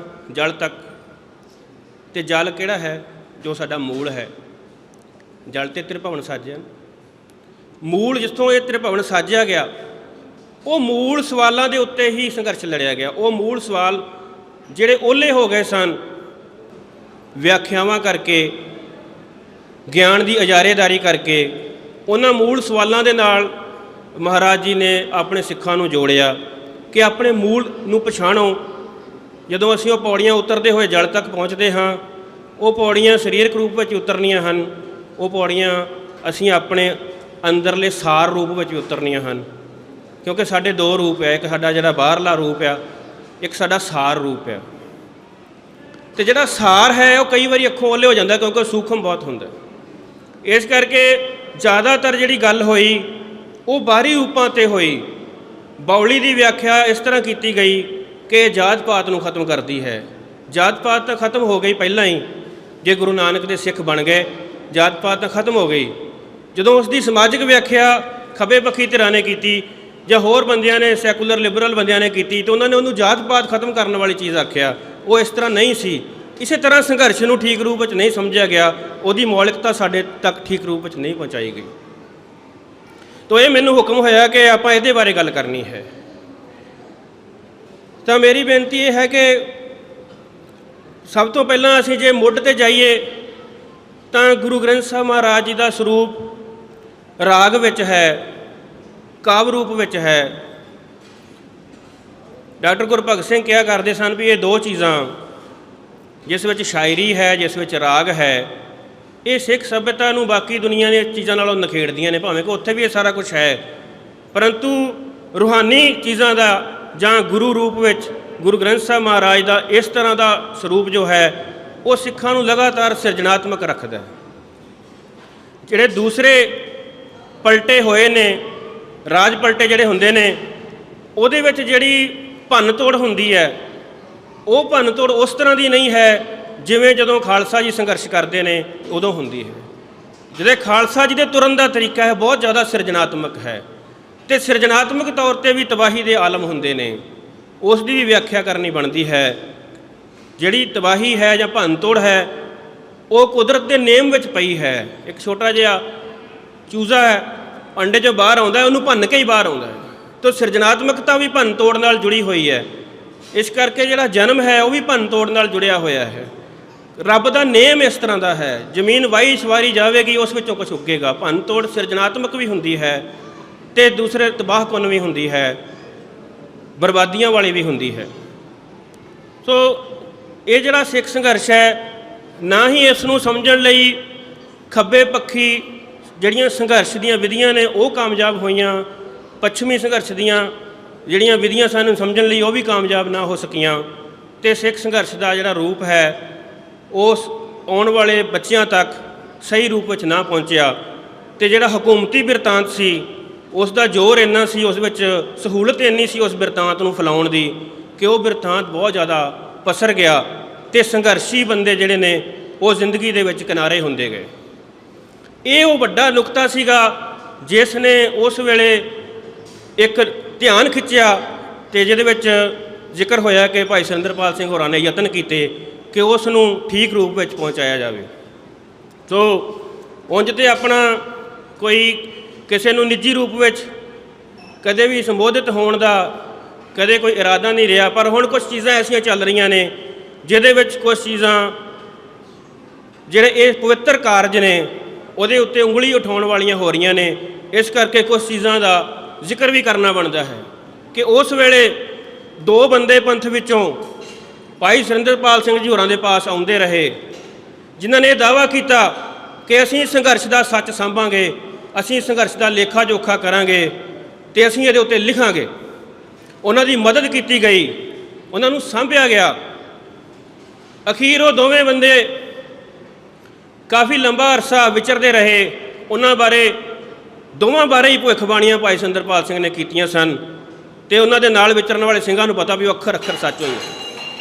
ਉਹਨਾਂ 'ਚੋਂ ਇੱਕ ਬੰਦਾ ਆਪਣੀ ਹੱਟੀ ਪਾ ਕੇ ਬਹਿ ਗਿਆ ਅੰਮ੍ਰਿਤਸਰ ਅਤੇ ਨਫ਼ਰਤ ਦਾ ਸਮਾਨ ਵੇਚਦਾ, ਇੱਕ ਬਾਹਰ ਚਲਾ ਗਿਆ। ਦੋਵੇਂ ਆਪਸ ਵਿੱਚ ਦੁਸ਼ਮਣ ਨੇ, ਅਤੇ ਜਿਹੜੇ ਉਹਨਾਂ ਦੇ ਆਪਣੇ ਨਿੱਜੀ ਕਲੇਸ਼ ਨੇ ਉਹਨਾਂ ਨੂੰ ਪੰਥ ਦੇ ਕਲੇਸ਼ ਬਣਾ ਕੇ ਸੋਸ਼ਲ ਮੀਡੀਆ 'ਤੇ ਲੈ ਆਉਂਦੇ ਨੇ। ਔਰ ਦੋਵਾਂ ਨੇ ਹੀ ਪੰਥ ਬਾਰੇ ਕੋਈ ਗੱਲ ਨਹੀਂ ਕੀਤੀ। ਦੋਵਾਂ ਨੇ ਸੰਘਰਸ਼ ਦੇ ਜਿਹੜੇ ਅਸਲੀ ਰੂਪ ਸਨ ਉਹਨਾਂ ਨੂੰ ਪ੍ਰਗਟ ਕਰਨ ਵਾਲੇ ਪਾਸੇ ਕੋਈ ਕੰਮ ਨਹੀਂ ਕੀਤਾ, ਭਾਵੇਂ ਕਿ ਰਿਸੋਰਸਿਸ ਸਾਰੇ ਪੰਥ ਦੇ ਵਰਤੇ ਨੇ। ਸੋ ਇਸ ਕਰਕੇ ਜਿਹੜੀਆਂ ਕੁਛ ਚੀਜ਼ਾਂ ਜਦੋਂ ਹੱਦ ਟੱਪ ਜਾਂਦੀਆਂ ਨੇ ਤਾਂ ਉਹਨਾਂ ਨੂੰ ਸੰਬੋਧਿਤ ਹੋਣਾ ਪੈਂਦਾ ਹੈ, ਅਤੇ ਉਹਦੇ ਨਾਲ ਕਲੇਸ਼ ਵਧੇ ਨੇ। ਬਹੁਤ ਚਿਰ ਇਹ ਅੰਦਰੂਨੀ ਤੌਰ 'ਤੇ ਫੈਸਲਾ ਕੀਤਾ ਗਿਆ ਕਿ ਕਿਸੇ ਵੀ ਇੰਡੀਵਿਜੂਅਲ ਨੂੰ ਆਪਾਂ ਸੰਬੋਧਿਤ ਨਹੀਂ ਹੋਣਾ। ਕੋਈ ਵੱਡਾ ਵਰਤਾਰਾ ਹੈ ਤਾਂ ਉਸ ਨੂੰ ਸੰਬੋਧਿਤ ਹੋਇਆ ਜਾ ਸਕਦਾ ਹੈ, ਪਰੰਤੂ ਹੁਣ ਕਈ ਵਾਰ ਜਿਹਦੇ ਵਿੱਚ ਇੰਡੀਵਿਜੂਅਲ ਦਾ ਜ਼ਿਕਰ ਕਰਨਾ ਬਣਦਾ ਹੈ। ਮੈਂ ਬਿਨਾਂ ਨਾਂ ਲਏ ਤੋਂ ਸਿਰਫ ਇਸ਼ਾਰਤਨ ਗੱਲ ਕੀਤੀ ਹੈ ਕਿ ਉਸ ਵੇਲੇ ਕੁਝ ਬੰਦਿਆਂ ਦੇ ਦਾਅਵੇ ਸਨ, ਅਤੇ ਉਹ ਦਾਅਵੇ ਕਾਮਯਾਬ ਕਿਉਂ ਨਾ ਹੋਏ, ਕਿਉਂਕਿ ਉਹਨਾਂ ਦੇ ਆਧਾਰ ਹੋਰ ਸਨ। ਉਹਨਾਂ ਨੇ ਸੰਘਰਸ਼ ਨੂੰ ਇਸ ਤਰੀਕੇ ਨਾਲ ਦੇਖਿਆ ਨਹੀਂ, ਜਿਹੜੇ ਦੇਖਣ ਦੇ ਨਜ਼ਰੀਏ ਸਨ ਉਹ ਨਜ਼ਰੀਏ ਉਧਾਰੇ ਲਏ ਹੋਏ ਸਨ, ਅਤੇ ਉਹ ਸੰਘਰਸ਼ ਦੀ ਬਾਤ ਨਾ ਪਾ ਸਕੇ। ਇਸ ਕਰਕੇ ਇਹ ਜਿਹੜਾ ਸਿਰਜਣਾਤਮਕਤਾ ਦਾ ਵੱਡਾ ਪੱਖ ਹੈ ਇਹਦੇ ਵਿੱਚ, ਉਹ ਇਸ ਨੂੰ ਕਿਸੇ ਵੀ ਨਿਸ਼ਚਿਤ ਦਾਇਰੇ ਵਿੱਚ ਨਹੀਂ ਵੱਜਣ ਦਿੰਦਾ, ਕਿਉਂਕਿ ਸਾਹਿਬ ਮੇਰਾ ਨੀਤ ਨਵਾਂ, ਸਾਹਿਬ ਹਰ ਪਲ ਸਿਰਜਣਾਤਮਕ ਹੈ, ਹਰ ਪਲ ਆਪਣੇ ਰੂਪ ਵਿੱਚ ਨਵੇਂ ਤੋਂ ਨਵੀਂ ਤਬਦੀਲੀ ਲਿਆ ਕੇ ਪ੍ਰਗਟ ਹੋ ਰਿਹਾ ਹੈ। ਇਸ ਕਰਕੇ ਇਹਦੇ ਉੱਤੇ ਕਿਸੇ ਵੀ ਕਿਸਮ ਦੀ ਨਿਸ਼ਚਿਤਤਾ ਨਹੀਂ ਲਾਈ ਜਾ ਸਕਦੀ, ਅਤੇ ਨਿਸ਼ਚਿਤਤਾ ਮੁੱਖ ਤੌਰ 'ਤੇ ਦੋ ਤਰ੍ਹਾਂ ਨਾਲ ਆਉਂਦੀ ਹੈ। ਇੱਕ ਆਉਂਦੀ ਹੈ ਵਿਆਖਿਆ ਦੇ ਨਾਲ, ਇੱਕ ਆਉਂਦੀ ਪਰਿਭਾਸ਼ਾ ਦੇ ਨਾਲ। ਤੋ ਇਹ ਜਿਹੜੀਆਂ ਵੀ ਚੀਜ਼ਾਂ ਪੰਥ ਦੀ ਰੀਅਲ ਸਪਿਰਿਟ ਹੈ ਜਿਹੜਾ ਦਾ ਸ਼ੁੱਧ ਆਪਾ ਆ, ਉਹਨੂੰ ਜਦੋਂ ਉਹ ਕਿਸੇ ਹੋਰ ਨੁਕਤੇ ਤੋਂ, ਕਿਸੇ ਹੋਰ ਦ੍ਰਿਸ਼ਟੀਕੋਣ ਤੋਂ ਪਰਿਭਾਸ਼ਿਤ ਕਰਨ ਦੀ ਕੋਸ਼ਿਸ਼ ਕਰਦੀਆਂ ਜਾਂ ਉਹਦੀ ਵਿਆਖਿਆ ਕਰਨ ਦੀ ਕੋਸ਼ਿਸ਼ ਕਰਦੀਆਂ ਤਾਂ ਉਹਨੂੰ ਨਿਸ਼ਚਿਤਤਾ ਦੇ ਦਾਇਰਿਆਂ ਵਿੱਚ ਬਣਦੀਆਂ। ਅਤੇ ਨਿਸ਼ਚਿਤਤਾ ਦੇ ਦਾਇਰੇ ਵੀ ਗੁਲਾਮੀ ਹੁੰਦੇ ਨੇ। ਜਿਹੜੇ ਬੰਦਿਆਂ ਨੂੰ ਇਸ ਗੱਲ ਦਾ ਇਲਮ ਹੈ ਕਿ ਮਹਾਰਾਜ ਨੇ ਸਾਨੂੰ ਨਿਰਭਉ ਨਿਰਵੈਰ ਕੀਤਾ ਹੈ, ਉਹ ਇਸ ਗੱਲ ਨਾਲ ਸਹਿਮਤ ਨੇ ਕਿ ਜੇ ਅਸੀਂ ਨਿਰਭਉ ਨਿਰਵੈਰ ਹਾਂ ਤਾਂ ਫਿਰ ਹਰੇਕ ਡਰ ਤੋਂ ਨਿਰਭਉ ਨਿਰਵੈਰ ਹਾਂ, ਹਰੇਕ ਤਰ੍ਹਾਂ ਦੇ ਵਰਤਾਰੇ ਤੋਂ ਅਸੀਂ ਨਿਰਵੈਰ ਹਾਂ ਅਤੇ ਨਿਰਭਉ ਹਾਂ, ਸਾਨੂੰ ਉਹ ਤੋਂ ਭਉ ਨਹੀਂ ਆਉਂਦਾ। ਪੱਛਮ ਦੇ ਵਿੱਚ ਇੱਕ ਚਰਚਾ ਚੱਲੀ ਕਿ ਜਿਹਦੇ ਵਿੱਚ ਦੱਸਿਆ ਗਿਆ ਕਿ ਮਾਰਕਸ ਜਿਹੜਾ ਪੱਛਮ ਨੂੰ ਬਹੁਤ ਡਰਾਉਂਦਾ ਹੈ, ਕਿਉਂਕਿ ਪੱਛਮ ਦੇ ਵਿੱਚ ਜ਼ਿਆਦਾ ਕੈਪੀਟਲਿਜ਼ਮ ਸੀਗਾ ਅਤੇ ਮਾਰਕਸ ਉਹਦੇ ਖਿਲਾਫ ਇੱਕ ਨਵੀਂ ਤਰ੍ਹਾਂ ਦਾ ਖਿਆਲ ਦਿੰਦਾ ਸੀ। ਤਾਂ ਉੱਥੇ ਸਪੈਕਟਰਸ ਆਫ ਮਾਰਕਸ ਦੀ ਗੱਲ ਚੱਲੀ। ਉਹਦੇ 'ਤੇ ਬੇਸ 'ਤੇ ਇੱਕ ਹੋਰ ਬੰਦੇ ਨੇ ਖਿਆਲ ਬਣਾਇਆ। ਉਸਨੇ ਕਿਹਾ ਕਿ ਧਰਮ ਦੀ ਦੁਨੀਆ ਦੇ ਵਿੱਚ ਉਹ ਗੱਲ ਸੱਚ ਹੈ ਕਿ ਵਾਕਿਆ ਹੀ ਪੱਛਮ ਦੇ ਕੈਪੀਟਲਿਸਟ ਜਿਹੜੇ ਮੁਲਕ ਨੇ ਜਾਂ ਜਿਹੜੇ ਥਿੰਕਰ ਨੇ ਉਹਨਾਂ ਨੂੰ ਮਾਰਕਸ ਸਤਾਉਂਦਾ। ਇਸੇ ਤਰ੍ਹਾਂ ਕੁਝ ਬੰਦਿਆਂ ਨੂੰ ਪੱਛਮ ਦੀਆਂ ਵਿਆਖਿਆਵਾਂ ਨੇ ਸਤਾਇਆ। ਤਾਂ ਫਿਰ ਇੱਕ ਬੰਦੇ ਨੇ ਕਿਤਾਬ ਲਿਖੀ ਰਿਲੀਜਨ ਐਂਡ ਸਪੈਕਟਰਸ ਆਫ ਵੈਸਟ। ਇਹ ਵੀ ਸੱਚ ਹੈ, ਇਸ ਤਰ੍ਹਾਂ ਹੈ, ਵਿਆਖਿਆ ਦੇ ਉੱਤੇ ਪੱਛਮ ਦੀਆਂ ਵਿਆਖਿਆਵਾਂ ਦਾ ਬਹੁਤ ਅਸਰ ਸੀ। ਉਹਦੇ 'ਤੇ ਆਪਾਂ ਵੀ ਕੰਮ ਕੀਤਾ ਹੈ, ਉਹਦੇ 'ਤੇ ਆਪਾਂ ਬਹੁਤ ਗੱਲ ਕੀਤੀ ਹੈ, ਪਰੰਤੂ ਇਹ ਸਾਰੀਆਂ ਨਿਸ਼ਚਿਤਤਾਵਾਂ ਤੋਂ ਵੀ ਆਜ਼ਾਦ ਹੋਣਾ ਪਵੇਗਾ। ਹੁਣ ਇੱਕ ਹੋਰ ਗੱਲ ਸਾਹਮਣੇ ਆਈ ਹੈ ਜਿਸ ਦੇ ਵਿੱਚ ਇੱਕ ਹੋਰ ਡਰ ਸਤਾ ਰਿਹਾ ਹੈ, ਉਹ ਹੈ ਡਰ ਬਾਹਮਣ ਦਾ। ਤਾਂ ਜਿਹੜਾ ਇਹ ਬਾਹਮਣ ਦਾ ਡਰ ਹੈ, ਜੇ ਇਹਦੇ ਤੋਂ ਮੁਕਤ ਨਹੀਂ ਹੋਇਆ ਜਾਵੇਗਾ ਤਦ ਵੀ ਸਹੀ ਸੱਚ ਨੂੰ ਨਹੀਂ ਪਛਾਣਿਆ ਜਾਵੇਗਾ। ਇਹ ਵੀ ਇੱਕ ਕਿਸਮ ਦੀ ਗੁਲਾਮੀ ਹੈ। ਇਸ ਡਰ ਤੋਂ ਆਜ਼ਾਦ ਹੋਣਾ ਪਵੇਗਾ। ਜਿਸ ਚੀਜ਼ ਨੂੰ ਪਹਿਲਾਂ ਗੁਰੂ ਸਾਹਿਬ ਭੰਗ ਕਰ ਚੁੱਕੇ ਨੇ, ਉਸ ਚੀਜ਼ ਦਾ ਡਰ ਬਣਾ ਕੇ ਜਿਹੜੇ ਦਾਇਰੇ ਸਿਰਜੇ ਜਾਂਦੇ ਨੇ ਨਿਸ਼ਚਿਤਤਾ ਦੇ, ਅਤੇ ਉਹਦੇ ਵਿੱਚ ਸੁੱਟ ਕੇ ਆਪਣੇ ਹੀ ਬੰਦਿਆਂ ਨੂੰ ਬਦਨਾਮ ਕਰਨ ਦੀ ਕੋਸ਼ਿਸ਼ ਕੀਤੀ ਜਾਂਦੀ ਹੈ। ਇਹ ਵੀ ਠੀਕ ਗੱਲ ਨਹੀਂ ਹੈ। ਤਾਂ ਇਸ ਕਰਕੇ ਜਿਹੜੀ ਇਹ ਨਿਸ਼ਚਿਤਤਾ ਦੇ ਦਾਇਰਿਆਂ ਵਿੱਚ ਸੁੱਟਣ ਵਾਲੀ ਗੱਲ ਹੈ, ਇਹ ਸਿਰਜਣਾਤਮਕਤਾ ਦੇ ਉਸ ਅਸੂਲ ਦੇ ਉਲਟ ਹੈ ਜਿਹਦੇ ਵਿੱਚ ਸਾਹਿਬ ਮੇਰਾ ਨੀਤ ਨਵਾਂ, ਜਿਸ ਨੂੰ ਕਿਸੇ ਵੀ ਵਿਆਖਿਆ ਵਿੱਚ ਨਹੀਂ ਬੰਨ੍ਹਿਆ ਜਾ ਸਕਦਾ, ਜਿਸ ਨੂੰ ਕਿਸੇ ਵੀ ਦਾਇਰੇ ਵਿੱਚ ਨਹੀਂ ਬੰਨ੍ਹਿਆ ਜਾ ਸਕਦਾ। ਇਸ ਕਰਕੇ ਇਸ ਸੰਘਰਸ਼ ਦਾ ਨਿਸ਼ਾਨਾ ਵੀ ਹਮੇਸ਼ਾ ਇਵੋਲਵ ਹੁੰਦਾ ਰਹਿੰਦਾ ਹੈ। ਇਸ ਦੇ ਵਿੱਚ ਕੋਈ ਇਹ ਪੱਕੇ ਅਸੂਲ ਨਹੀਂ, ਜਿਵੇਂ ਮਾਰਕਸਵਾਦੀਆਂ ਦੇ ਪੱਕੇ ਅਸੂਲ ਹਨ ਕਿ ਇਸ ਤਰ੍ਹਾਂ ਦੀ ਜਿਹੜੀ ਹਾਲਤ ਹੈ ਇਸ ਨੂੰ ਬਦਲ ਕੇ ਅਸੀਂ ਸਮਾਜਵਾਦ ਲੈ ਆਵਾਂਗੇ। ਇਸ 'ਤੇ ਪੱਕਾ ਇਸ ਤਰ੍ਹਾਂ ਦਾ ਕੁਝ ਨਹੀਂ ਕਿਹਾ ਜਾ ਸਕਦਾ। ਸਿੱਖ ਸੰਘਰਸ਼ ਇਸ ਤਰ੍ਹਾਂ ਦੇ ਪੱਕੇ ਦਾਅਵੇ ਨਹੀਂ ਕਰਦਾ ਕਿ ਜਦੋਂ ਖਾਲਸਾ ਰਾਜ ਆ ਜਾਏਗਾ ਉਸੇ ਵੇਲੇ ਜਿਨ੍ਹਾਂ ਪੈਲੀਆਂ ਨੂੰ ਨਹਿਰ ਦਾ ਪਾਣੀ ਨਹੀਂ ਲੱਗਦਾ ਅਗਲੇ ਦਿਨ ਲੱਗਣ ਲੱਗ ਜਾਏਗਾ। ਇਸ ਤਰ੍ਹਾਂ ਦਾ ਕੋਈ ਦਾਅਵਾ ਨਹੀਂ ਕਿ ਜਿੱਥੇ ਸੁੱਖ ਸਹੂਲਤਾਂ, ਜਿਹੜੀਆਂ ਸਿਹਤ ਦੀਆਂ ਸਹੂਲਤਾਂ ਨਹੀਂ ਪਹੁੰਚੀਆਂ, ਉਹ ਅਗਲੇ ਦਿਨ ਪਹੁੰਚ ਜਾਣਗੀਆਂ। ਇਸ ਤਰ੍ਹਾਂ ਦੇ ਕੋਈ ਨਿਸ਼ਚਿਤ ਦਾਇਰੇ ਨਹੀਂ ਆ। ਇਸ ਦੇ ਵਿੱਚ ਕੇਂਦਰ ਵਿੱਚ ਮਨੁੱਖ ਹੈ ਕਿ ਮਨੁੱਖ ਦੀ ਆਜ਼ਾਦੀ ਦੇ ਰਾਹ ਖੋਲ੍ਹੇ ਜਾਣਗੇ। ਮਨੁੱਖ ਨੂੰ ਉਹ ਸੰਪੂਰਨ ਮਨੁੱਖ ਬਣਾਇਆ ਜਾਏਗਾ ਜਿਸ ਦਾ ਉਸ ਦੇ ਅੰਦਰ ਬੀਜ ਅਕਾਲ ਪੁਰਖ ਨੇ ਆਪ ਰੱਖਿਆ ਹੈ, ਜਿਸ ਦੀ ਪਛਾਣ ਗੁਰੂ ਨੇ ਆਪ ਕਰਾਈ ਹੈ, ਜਿਸ ਵਿੱਚ ਸਿੱਖ ਨੂੰ ਪਹਿਲਾਂ ਆਮ ਸਧਾਰਨ ਹਾਲਤ ਤੋਂ ਉੱਚਾ ਚੁੱਕ ਕੇ ਗੁਰਸਿੱਖ ਬਣਾਇਆ ਗਿਆ। ਉਸ ਗੁਰਸਿੱਖ ਨੂੰ ਫਿਰ ਗੁਰੂ ਨੇ ਆਪਣਾ ਗੁਰੂ ਬਣਾਇਆ ਅਤੇ ਉਸ ਦੇ ਅੱਗੇ ਮੱਥਾ ਟੇਕਿਆ, ਅਤੇ ਜਿੱਥੇ ਜਾ ਕੇ ਉਸ ਨੂੰ ਕਿਹਾ ਖਾਲਸਾ ਖੁਦ ਖੁਦਾ ਹੈ, ਜਿੱਥੇ ਜਾ ਕੇ ਕਿਹਾ ਖਾਲਸਾ ਮੇਰਾ ਖਾਸ ਰੂਪ ਹੈ, ਜਿੱਥੇ ਕਿਹਾ ਖਾਲਸਾ ਮੇਰਾ ਸੱਜਣ ਹੈ, ਜਿੱਥੇ ਜਾ ਕੇ ਕਿਹਾ ਖਾਲਸਾ ਮੇਰਾ ਸਤਿਗੁਰੂ ਹੈ, ਉਹ ਰਾਹਾਂ ਦੇ ਉੱਤੇ ਸੰਘਰਸ਼ ਹੈ। ਸੰਘਰਸ਼ ਜਿਹੜੇ ਸਮਾਜਿਕ ਤੌਰ 'ਤੇ ਹੋਰ ਸਵਾਲ ਨੇ, ਇਹ ਸੰਘਰਸ਼ ਦੀ ਮੌਲਿਕਤਾ ਉਹਨਾਂ ਨਾਲ ਜੁੜੀ ਹੋਈ ਨਹੀਂ ਹੈ, ਭਾਵੇਂ ਕਿ ਉਹ ਸਵਾਲ ਇਸ ਵਿੱਚ ਆਪਣੇ ਆਪ ਹੱਲ ਹੁੰਦੇ ਨੇ। ਬਹੁਤ ਸਾਰੇ ਸਵਾਲ ਨੇ ਜਿਹੜੇ ਜ਼ਿੰਦਗੀ ਦੇ ਵਿੱਚ ਆਪਣੇ ਆਪ ਹੱਲ ਹੁੰਦੇ ਨੇ। ਜਦੋਂ ਬਰਸਾਤ ਹੁੰਦੀ ਆ ਕਿੰਨੇ ਸਵਾਲ ਆਪੇ ਹੱਲ ਹੋ ਜਾਂਦੇ ਆ। ਜਦੋਂ ਕੁਦਰਤ ਆਪਣਾ ਪੱਖਾ ਚਲਾਉਂਦੀ ਆ ਕਿੰਨੇ ਸਵਾਲ ਆਪਣੇ ਆਪ ਹੱਲ ਹੋ ਜਾਂਦੇ ਆ। ਤਾਂ ਕੁਦਰਤੀ ਰੂਪ ਵਿੱਚ ਇਹ ਵਹਿਣ ਆ ਜਿਸ ਵਿੱਚ ਇਹ ਮਸਲੇ ਹੱਲ ਹੋਣੇ ਆ, ਆਰਥਿਕਤਾ ਦੇ ਮਸਲੇ ਹੱਲ ਹੋਣੇ ਆ, ਸਮਾਜ ਦੀਆਂ ਹੋਰ ਚੀਜ਼ਾਂ ਦੇ ਮਸਲੇ ਆਪਣੇ ਆਪ ਹੱਲ ਹੋਣੇ ਆ, ਪਰੰਤੂ ਨਿਸ਼ਚਿਤ ਦਾਇਰਿਆਂ ਵਿੱਚ ਇਹ ਸੰਘਰਸ਼ ਨਹੀਂ ਚੱਲਦਾ। ਇਸ ਕਰਕੇ ਜਿਹੜੀ ਰਾਜ ਸੰਬੰਧੀ ਵੀ ਇਹਦੀ ਵਿਆਖਿਆ ਆ ਉਹ ਹੋ ਰਿਹਾ। ਜਿਹੜੀਆਂ ਰਾਜ ਸੰਬੰਧੀ ਵਿਆਖਿਆਵਾਂ ਪ੍ਰਚਲਿਤ ਨੇ ਅਤੇ ਮਹਾਰਾਜ ਦੇ ਘਰ ਦੇ ਵਿੱਚ ਤੇ ਰਾਜਯੋਗ ਹੈ। ਗੁਰੂ ਗ੍ਰੰਥ ਸਾਹਿਬ ਦੇ ਵਿੱਚ ਗਵਾਹੀਆਂ ਨੇ ਕਿ ਗੁਰੂ ਰਾਮਦਾਸ ਪਾਤਸ਼ਾਹ ਰਾਜਯੋਗੀ ਨੇ, ਗੁਰੂ ਅਰਜਨ ਪਾਤਸ਼ਾਹ ਦੀ ਗਵਾਹੀ ਹੈ, ਭੱਟ ਸਾਹਿਬਾਨ ਦੀ ਗਵਾਹੀ ਹੈ, ਭਾਈ ਗੁਰਦਾਸ ਜੀ ਦੀ ਗਵਾਹੀ ਹੈ। ਜੋ ਰਾਜਯੋਗ ਦਾ ਮਹਾਰਾਜ ਨੇ ਸਾਨੂੰ ਰੂਪ ਦਿੱਤਾ ਹੈ ਅਤੇ ਰਾਜ ਵੀ ਕਰਨਾ ਹੈ ਅਤੇ ਜੋਗੀਆਂ ਵਾਂਗੂ ਵੀ ਰਹਿਣਾ ਹੈ। ਜਿਵੇਂ ਯੋਗ ਦਾ ਤਿਆਗ ਦੇ ਨਾਲ ਸੰਬੰਧ ਹੈ, ਉਸ ਤਰ੍ਹਾਂ ਸਿੱਖ ਰਾਜਯੋਗੀ ਹੈ। ਇਸ ਦਾ ਰਾਜ ਨੂੰ ਭੋਗਣ ਵੱਲ, ਜਿਹੜੀਆਂ ਰਾਜ ਨਾਲ ਮਿਲਣ ਵਾਲੀਆਂ ਸੁੱਖ ਸਹੂਲਤਾਂ ਨੇ ਉਹਦੇ ਵੱਲ ਧਿਆਨ ਨਹੀਂ ਹੈ।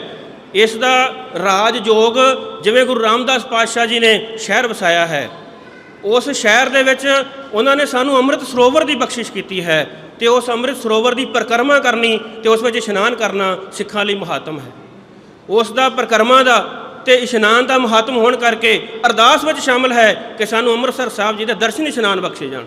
ਉੱਥੇ ਨਾਮ ਦਾਨ ਇਸ਼ਨਾਨ ਵੱਡਾ ਇਸ ਕਰਕੇ ਹੈ ਕਿ ਉਹਦਾ ਮਹੱਤਵ ਹੈ, ਜ਼ਿੰਦਗੀ ਦੇ ਵਿੱਚ ਉਹ ਉੱਚਾ ਚੁੱਕਦਾ ਹੈ। ਤੇ ਉਸ ਤੋਂ ਬਾਅਦ ਉਸ ਪਰਿਕਰਮਾ ਦੇ ਦੁਆਲੇ ਸ਼ਹਿਰ ਵਸਾਇਆ ਗਿਆ। ਸ਼ਹਿਰ ਦੀ ਜਿੰਦ ਜਾਨ ਬਾਜ਼ਾਰ ਹੈ, ਤੇ ਬਾਜ਼ਾਰ ਦੀ ਜਿੰਦ ਜਾਨ ਬਾਕੀ ਦੁਨੀਆ ਦੇ ਲਈ ਵਪਾਰ ਹੈ, ਜਿਸ ਦੇ ਵਿੱਚ ਮੁਨਾਫਾ ਕੇਂਦਰ ਵਿੱਚ ਹੈ, ਜਿਹਦੇ ਉੱਤੇ ਸਾਰਾ ਪੱਛਮੀ ਜਗਤ ਚੱਲ ਰਿਹਾ, ਜਿਹਦੇ ਉੱਤੇ ਮਾਰਕਸ ਤੇ ਜਿਹੜਾ ਕੈਪੀਟਲਿਸਟ ਇਹਨਾਂ ਦੀ ਆਪਸ ਵਿੱਚ ਖਹਿਬਾਜ਼ੀ ਚੱਲ ਰਹੀ ਹੈ। ਪਰੰਤੂ ਸਿੱਖੀ ਵਿੱਚ ਇਸ ਤਰ੍ਹਾਂ ਨਹੀਂ ਹੈ। ਸਿੱਖੀ ਦੇ ਵਿੱਚ ਜਿਹੜਾ ਵਪਾਰ ਹੈ ਉਹਦੇ ਆਤਮਾ ਦੇ ਉੱਤੇ ਕੇਂਦਰਿਤ ਕੀਤਾ ਗਿਆ ਉਸ ਨੂੰ। ਜਿਵੇਂ ਇੱਕ ਬੱਚੀ ਦਾ ਆਨੰਦ ਕਾਰਜ ਹੁੰਦਾ ਆ, ਗੁਰੂ ਰਾਮਦਾਸ ਪਾਤਸ਼ਾਹ ਨੇ ਉਹਦੇ ਲਈ ਸਾਨੂੰ ਲਾਵਾਂ ਦੀ ਬਖਸ਼ਿਸ਼ ਕੀਤੀ ਹੈ। ਉਹ 4 ਲਾਵਾਂ ਬੱਚੀ ਨੂੰ ਸਤਿਗੁਰਾਂ ਦੇ ਸਨਮੁਖ ਬਿਠਾ ਕੇ ਸੁਣਾਈਆਂ ਜਾਂਦੀਆਂ ਨੇ। ਹਰੇਕ ਲਾਮ ਤੋਂ ਬਾਅਦ ਪਰਿਕਰਮਾ ਕੀਤੀ ਜਾਂਦੀ ਹੈ ਕਿ ਹੁਣ ਤੁਸੀਂ ਇਸ ਨਿਯਮ ਦੇ ਨਾਲ ਇਸ ਜ਼ਿੰਦਗੀ ਨੂੰ ਇਹ ਗੁਰੂ ਗ੍ਰੰਥ ਸਾਹਿਬ ਦੇ ਦੁਆਲੇ ਪਰਿਕਰਮਾ ਵਾਂਗੂ ਚਲਾਉਣਾ ਹੈ। ਤੁਹਾਡੀ ਜ਼ਿੰਦਗੀ ਦਾ ਕੇਂਦਰ ਗੁਰੂ ਗ੍ਰੰਥ ਸਾਹਿਬ ਹੈ। ਅਧਿਆਤਮਿਕ ਸੱਚ ਨੂੰ, ਰੂਹਾਨੀ ਸੱਚ ਨੂੰ ਉਹਦੇ ਕੇਂਦਰ ਵਿੱਚ ਲਿਆਂਦਾ ਗਿਆ। ਤੋ ਇਸ ਤਰ੍ਹਾਂ ਜਿਹੜਾ ਇਹ ਰਾਜਯੋਗ ਹੈ ਇਹ ਸਿਰਜਣਾ ਕਰਦਾ ਹੈ, ਜਿਸ ਵਿੱਚ ਸ਼ਹਿਰ ਹੈ, ਜਿਸ ਵਿੱਚ ਸੱਭਿਅਤਾ ਹੈ, ਜਿਸ ਵਿੱਚ ਉਹ ਸਾਰੇ ਰਸਤੇ ਹਨ ਜਿਨ੍ਹਾਂ ਨਾਲ ਜ਼ਿੰਦਗੀ ਚੱਲਦੀ ਹੈ, ਜ਼ਿੰਦਗੀ ਮੋਲਦੀ ਹੈ। ਪਰੰਤੂ ਜਿਹੜੀ ਇਸ ਸੰਘਰਸ਼ ਨੂੰ ਦੇਖਣ ਦੇ ਲਈ ਕਵਾਇਦ ਹੋਈ ਹੈ, ਉਹਦੇ ਵਿੱਚ ਹਰ ਕਿਸੇ ਨੇ ਆਪੋ ਆਪਣਾ ਸੱਚ ਰੱਖਿਆ। ਹਕੂਮਤ ਨੇ ਹਕੂਮਤ ਦਾ ਸੱਚ ਰੱਖਣਾ ਸੀ, ਤੇ ਜਿਹੜੇ ਸਾਡੇ ਬੰਦਿਆਂ ਨੇ ਦਾਅਵੇ ਪੇਸ਼ ਕੀਤੇ ਕਿ ਅਸੀਂ ਇਸ ਸੰਘਰਸ਼ ਦੇ ਸੱਚ ਨੂੰ ਪੇਸ਼ ਕਰਾਂਗੇ, ਉਹਨਾਂ ਨੇ ਵੀ ਆਪਣਾ ਹੀ ਸੱਚ ਇਹਦੇ ਵਿੱਚ ਅੱਗੇ ਰੱਖਿਆ, ਕਿਉਂਕਿ ਉਹ ਜਿਸ ਪਰਸਪੈਕਟਿਵ ਤੋਂ, ਜਿਸ ਨਜ਼ਰੀਏ ਤੋਂ ਗੁਰੂ ਗ੍ਰੰਥ ਸਾਹਿਬ ਨੂੰ ਦੇਖਦੇ ਸਨ, ਸਿੱਖੀ ਦੇ ਸਾਰੇ ਸੰਘਰਸ਼ ਨੂੰ ਦੇਖਦੇ ਸਨ, ਉਸੇ ਪਰਸਪੈਕਟਿਵ ਤੋਂ ਉਹਨਾਂ ਨੇ ਇਸ ਸੰਘਰਸ਼ ਨੂੰ ਦੇਖਿਆ ਤੇ ਉਹ ਉਹਨਾਂ ਦੀ ਵਿਆਖਿਆ ਹੈ। ਪਰੰਤੂ ਇਹ ਜਿਹੜਾ ਇਸ ਸੰਘਰਸ਼ ਦਾ ਜਿਹੜਾ ਕਹਿ ਲਓ ਕਿ ਆਪਾਂ ਨਵੇਕਲਾਪਨ ਜਾਂ ਇਹਦੀ ਮੌਲਿਕਤਾ ਦੀ ਗੱਲ ਕਰ ਰਹੇ ਹਾਂ, ਤਾਂ ਇਹ ਸੱਚ ਤਾਂ ਲੜਨ ਵਾਲਿਆਂ ਦਾ ਸੱਚ ਹੈ। ਤੋ ਜਿਹੜੇ ਲੜਨ ਵਾਲੇ ਹਨ ਉਹਨਾਂ ਦਾ ਸੱਚ ਪਛਾਣਨ ਦੇ ਲਈ ਲੜਨ ਵਾਲਿਆਂ ਦੇ ਉੱਤੇ ਯਕੀਨ ਕਰਨਾ ਪੈਂਦਾ ਹੈ। ਜਿਸ ਗੱਲ ਵੱਲ ਇਹਨਾਂ ਨੇ ਧਿਆਨ ਦਿੱਤਾ ਭਾਈ ਸੁਰਿੰਦਰਪਾਲ ਸਿੰਘ ਹੋਰਾਂ ਨੇ, ਤੁਸੀਂ ਦੇਖੋ ਉਹਨਾਂ ਦਾ ਯਕੀਨ ਕਿੰਨਾ ਵੱਡਾ ਆ। ਉਹਨਾਂ ਨੇ ਉਸ ਵੇਲੇ ਪੰਥ ਦੇ ਬੱਚਿਆਂ 'ਤੇ ਯਕੀਨ ਕੀਤਾ ਤੇ ਇਹਨਾਂ ਨੂੰ ਆਰਗੇਨਾਈਜ਼ ਕੀਤਾ, ਕਿਉਂਕਿ ਜੇਕਰ ਜਿਨ੍ਹਾਂ ਲਈ ਤੁਸੀਂ ਲੜ ਰਹੇ ਹੋ, ਜੇਕਰ ਤੁਹਾਨੂੰ ਉਹਨਾਂ ਦੇ ਉੱਤੇ ਯਕੀਨ ਨਹੀਂ ਹੈ, ਭਾਵੇਂ ਤੁਸੀਂ ਉਹਦੇ ਲਈ ਸੈਂਕੜੇ ਐਕਸ਼ਨ ਕਰਦੇ ਹੋ, ਉਹ ਬੇਮਾਇਨਾ ਆ। ਪਰ ਜੇ ਤੁਸੀਂ ਮੁਹੱਬਤ ਦੇ ਨਾਲ ਉਹਨਾਂ ਕੋਲ ਚਲੇ ਜਾਓ, ਉਹਨਾਂ ਨੂੰ ਆਪਣੇ ਨਾਲ ਜੋੜ ਲਓ, ਤਾਂ ਫਿਰ ਇਹ ਉਹਨਾਂ ਸੈਂਕੜੇ ਐਕਸ਼ਨ ਤੋਂ ਵੱਡੀ ਚੀਜ਼ ਹੁੰਦੀ ਹੈ ਆਪਣੇ ਲੋਕਾਂ ਉੱਪਰ ਯਕੀਨ ਕਰਨਾ। ਤੇ ਅੱਜ ਅਸੀਂ ਇੱਥੇ ਖੜ੍ਹੇ ਹਾਂ ਤਾਂ ਇਸ ਕਰਕੇ ਖੜ੍ਹੇ ਹਾਂ ਕਿ ਸਾਨੂੰ ਭਾਈ ਸੁਰਿੰਦਰਪਾਲ ਸਿੰਘ ਨਾਲ ਮੁਹੱਬਤ ਹੈ, ਤੇ ਉਹਨਾਂ ਨੇ ਉਹ ਮੁਹੱਬਤ ਦਿੱਤੀ ਹੈ, ਤੇ ਤਾਂ ਸਾਨੂੰ ਉਹ ਮੁਹੱਬਤ ਹੈ। ਦੁਨੀਆ ਵਿੱਚ ਬੜੇ ਬੰਦਿਆਂ ਨਾਲ ਸੰਬੰਧ ਹਨ, ਆਪਾਂ ਕਿਸੇ ਤੋਂ ਮੁਤਾਸਰ ਨਹੀਂ ਹੁੰਦੇ, ਪਰੰਤੂ ਉਸ ਬੰਦੇ ਦੀ ਥਾਂ 'ਤੇ ਜਾ ਕੇ ਖਲੋਂਦੇ ਹਾਂ ਜਿਸ ਨਾਲ ਸਾਡੀ ਮੁਹੱਬਤ ਹੋਵੇ।